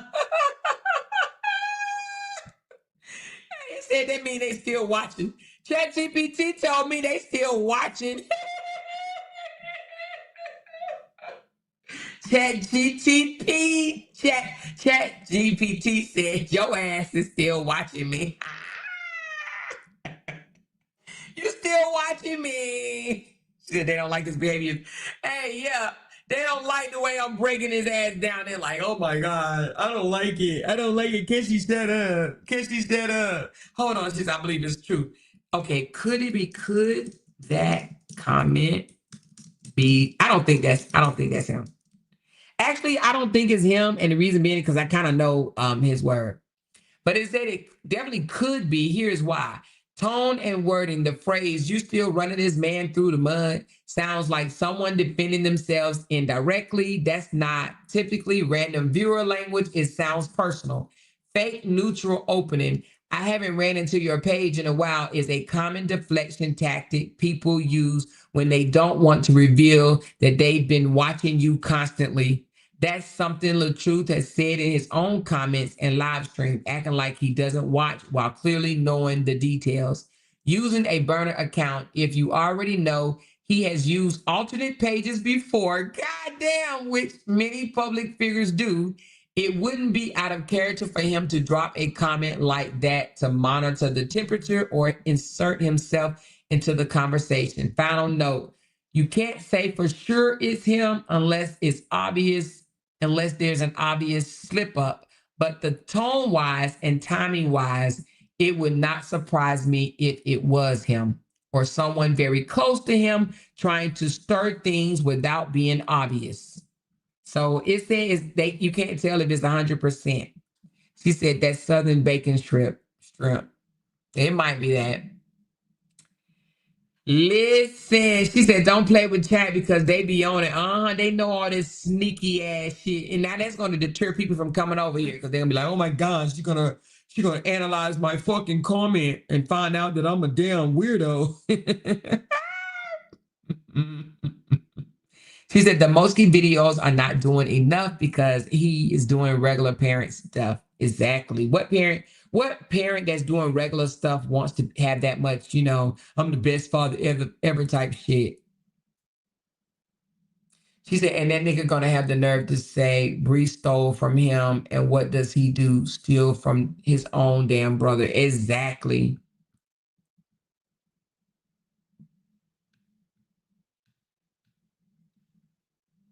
I should break down their thing from yesterday, but I ain't gonna do it. Because I already went over it. Y'all know I went over that, right? Anyway, I'm about to get off. I done been on long enough. I've had fun with y'all today. This shit is fun as hell. I love it. I love it. I love it, you guys. Love it, and love it. Hey, I wonder, has he did a live speaking about how he lost the $7,000 case? Has he said anything about it?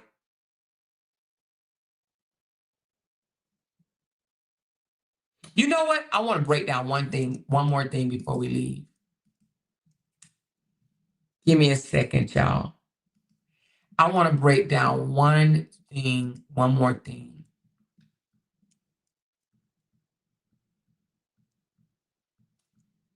Actually, let me see.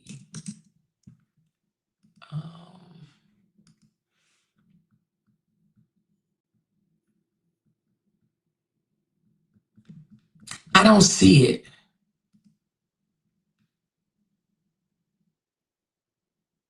Hold on one second, y'all. I think it's on this page. Let's see.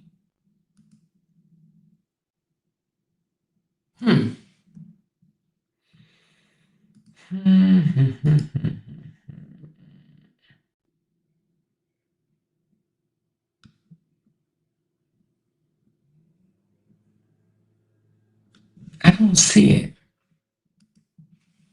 When Brianna does her walks in the morning, what page does she does them walks from? And does she not save them?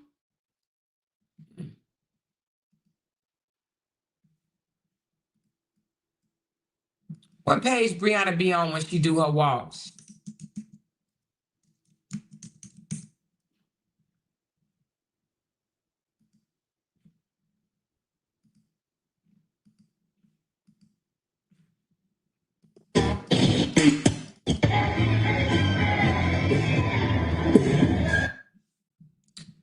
Oh, Snapchat. I would be on Snapchat.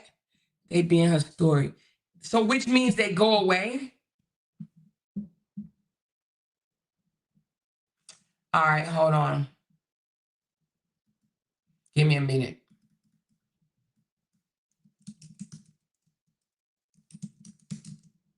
She said, I always see them in her story. Okay, hold on. Oh, Facebook story. On which page though? All right, y'all, I'm back. Sorry about that. I was gonna break something else down, but I'm gonna wait. I may just do it group level only, but member level only. But I wanna point something out to y'all, but I'm gonna do it another time. Because I done been on here too long. I done been on here 3 hours and 15 minutes. I'm about to hop off though and get me something to eat. Probably go for a walk. Run my mouth and let me see something. Run my mouth and probably, I don't know if I'm gonna come back later or not. If I do, it might just be, oh, okay, thank you. It might just be just members only. He blocked Toya from getting money that is considered stealing, Robert. Oh, it's steal money from Toya. Why that clown done posted a video dancing and singing, drop it low. What did I tell y'all? Did he do it beside the two of them? I said he probably gonna put one up and have both of them. Let me see. He didn't did the video himself. Let me see.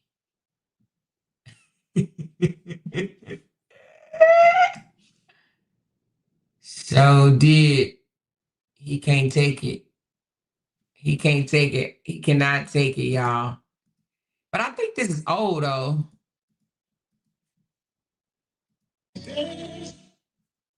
That dance, drop it low. He can't take it. I told y'all he can't take it. So he just did this. He said it's so cold over here in Antarctica. I have to wear a jacket. It's negative 40 degrees over here without the sun out. He sounds so lame. This nigga 44 years old. Lord, what happened? What happened? He like, fuck that. I'm not letting my brother get no dance video in.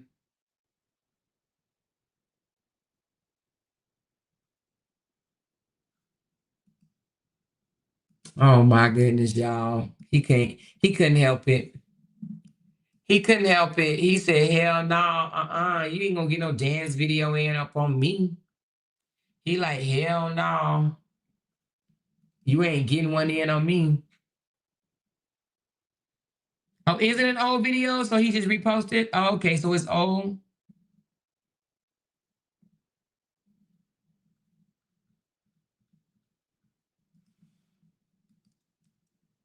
Let me see our little friend. Let me see if she over there crying today.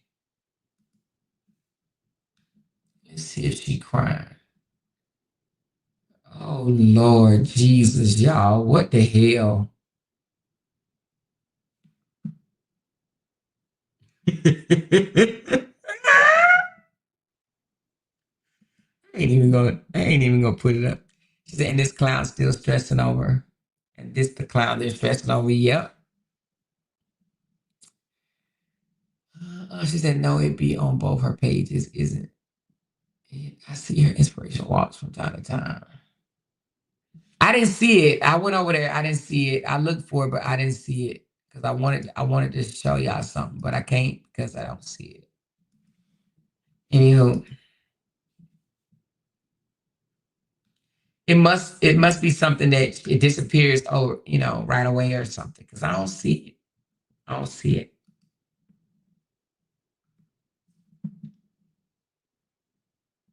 She said, what a money hungry Cajella's ass. She said, I sent it to Amore's inbox. What you send to my inbox?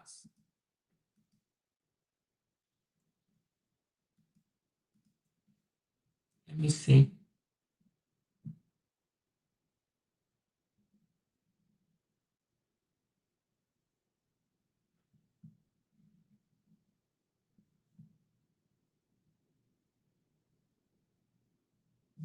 You said what?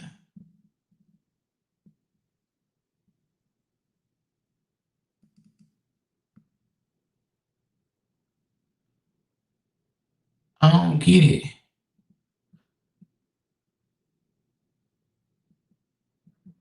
I guess I don't get it. I guess this is going over my head.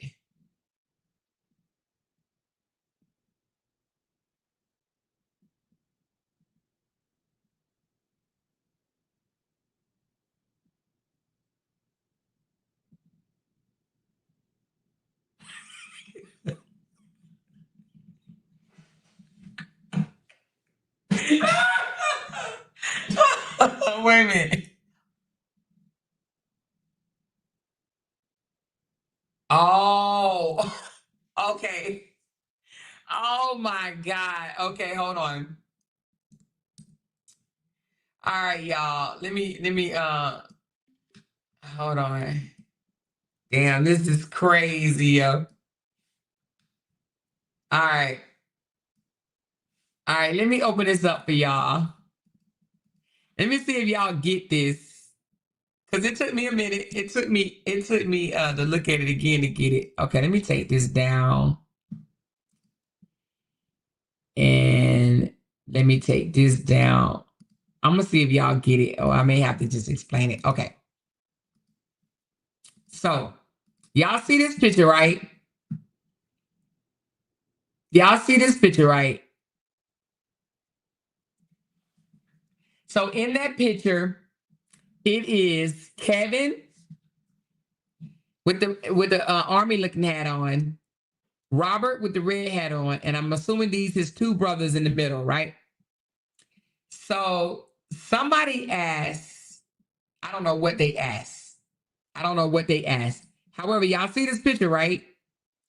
So Kevin commented underneath. Well, we just gonna say Kevin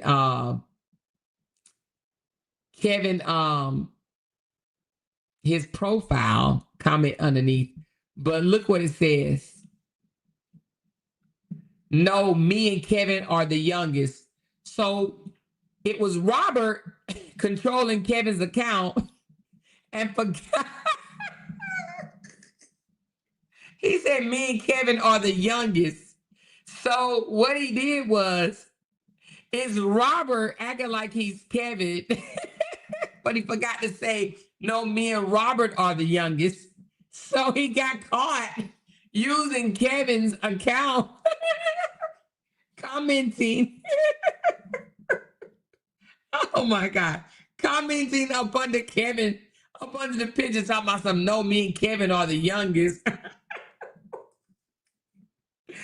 Busted, busted, busted. But look at the comment underneath that, y'all. Cause baby, let me show y'all what the comment underneath this says. Hold on, let me pull that joke up. Let me see if I can get it to come all the way up. Let me move this banner. Okay, so the person says, Kevin Wesley, Michael Rush said, you seem so proud to say that you are the youngest. Now tell us, every one of you guys' last name, since you and Robert don't have the same last name, we want to see something. How many daddies we got going on?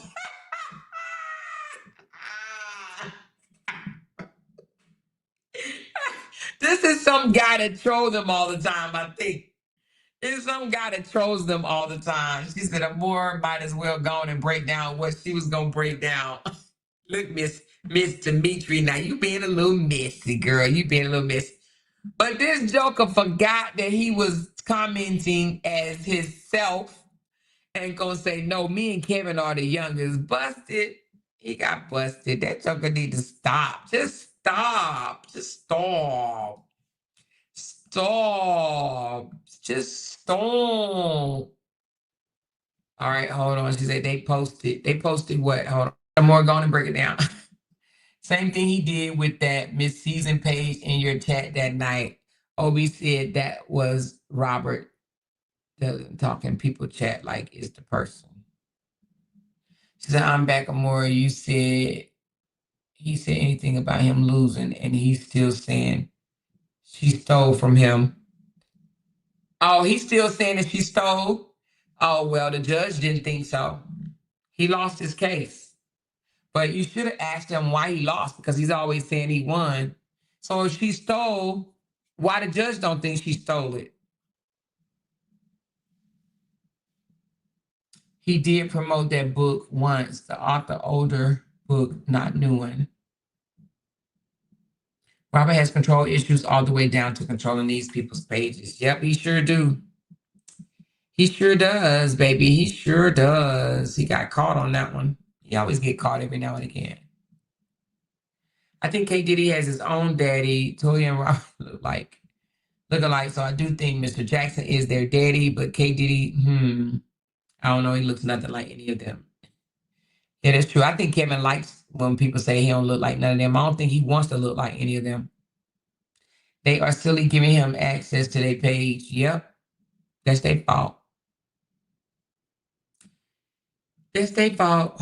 This is embarrassing. And it is. They don't care. He don't care. He know he can go make up a story right quick. Maybe like, yeah, that's it. That's it. Thank you for giving us a reason to, say something different. Yeah, that's it. That's it. Somebody got in my inbox earlier and was like, you know that guy Pratt? And I was like, Pratt? Who is Pratt? And they was like, it's some guy Pratt that used to go in on Brianna all the time. I'm like, Pratt? I don't know who you're talking about. They was like, what? Anywho, his page was taken and he just started over a whole new page. So now, if I'm not mistaken, if this is true, whoever this Pratt is, this is the second person in their camp, that was going in on Brianna. That YouTube account has been snatched. Her page has been snatched. Do y'all know anything about that? Somebody named Pratt lost his panel, lost his page. That's crazy work, huh? If that's the case. I wonder what they're telling them the reasons are. Anyway, that's somebody just said that in my inbox. She said, check your inbox.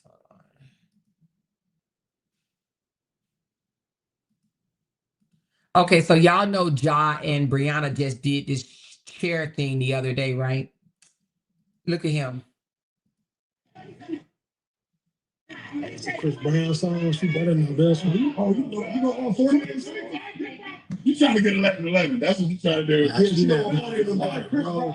If you're a Chris Brown fan, Chris Brown. Everybody know this song, bro. That's too easy.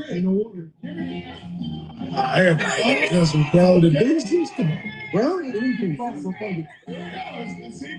Let's go. This is my joint too.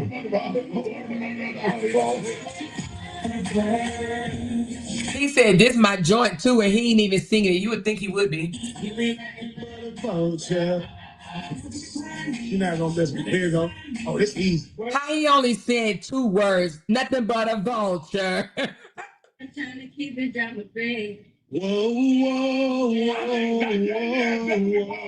whoa. It's whoa, not yeah. Whoa. This nigga said, he said 2 words and whoa, whoa, whoa, whoa. Yeah. Dump fuck. Talking about some. Yeah. This nigga would have been dumped. But anyway, he saw Ja and he saw Ja and Brianna do that the other day. And that's just his way of fucking with Brianna, I'm assuming. And that's why he posted it or whatever, because he copy off every fucking thing she does. And he wish he had a friend that him and her can do it. He ain't got nobody. He probably try to go out there and do it with Mosky later for all we know. He'll be like, Mosky, let's do what your mama and your stepdaddy did. Let's do what your mama and your stepdaddy. Wait a minute, is my boy in the comments? Hey, wait, no, that ain't him. Oh shit, I thought that was Callie. That ain't even Callie. But anyway, I don't know who that was. But anyway, he just doing this because he saw Jonelle and Brianna doing it, and he called himself looking at it or whatever. Oh, he wish he had his family. He miss his family. He wish he had his family. He having family withdrawals. He just miss his family. He could do so much with his family. He has so much content with his family. He's mad because he don't have his family. So he got to watch somebody else's family. He probably going to go out there and do it with Mosky though and be like, come on, let's act like your family. You know what I mean? Yeah, no. Whoa.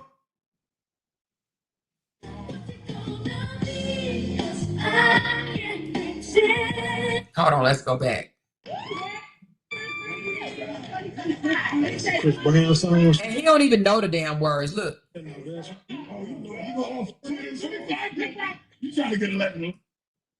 That's what you trying to do. I don't know if I'm doing that. If you're a Chris Brown fan, Chris Brown. Everybody know this song, bro. But him, he don't know it. Everybody knows this, bro. The big system, bro. Let's go. This is my joint too. It's my joint.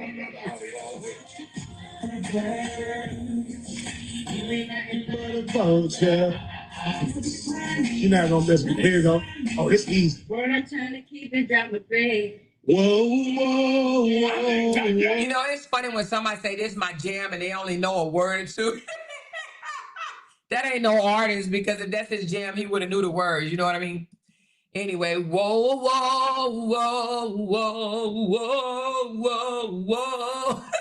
Anyway, I'm done with this jungle. She said it didn't appreciate them. He really thought she wasn't gonna move on, and I love that for him. Me too, Ebony. Me too, baby. He didn't think that Bree was gonna move on, and Bree moved on and threw deuces at his ass. He had Aunt Booty there, fooling her, making her think that he wanted her. He really did all the time. He wanted Bree. Bree gone. Bree gone.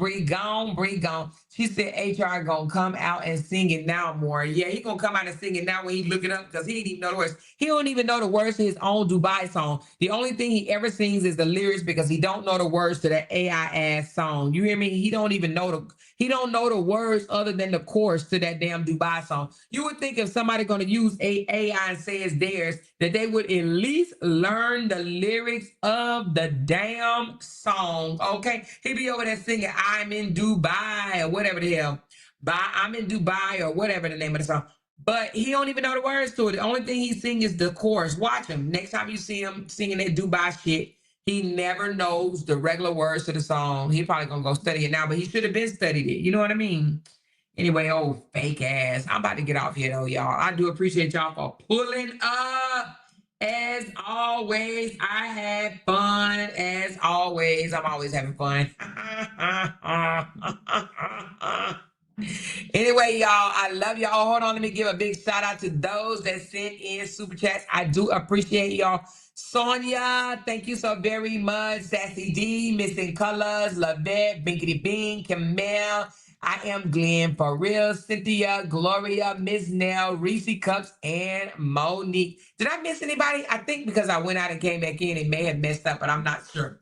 But anyway, thank y'all so very much for pulling up. Thank you, thank you, thank you. Oh, yeah, and the sponsor of this live is, it looked like it is Monique. Thank you, Monique, girl. You are the sponsor of this here live. I hope I didn't mess it up. I think hold on, let me see right quick.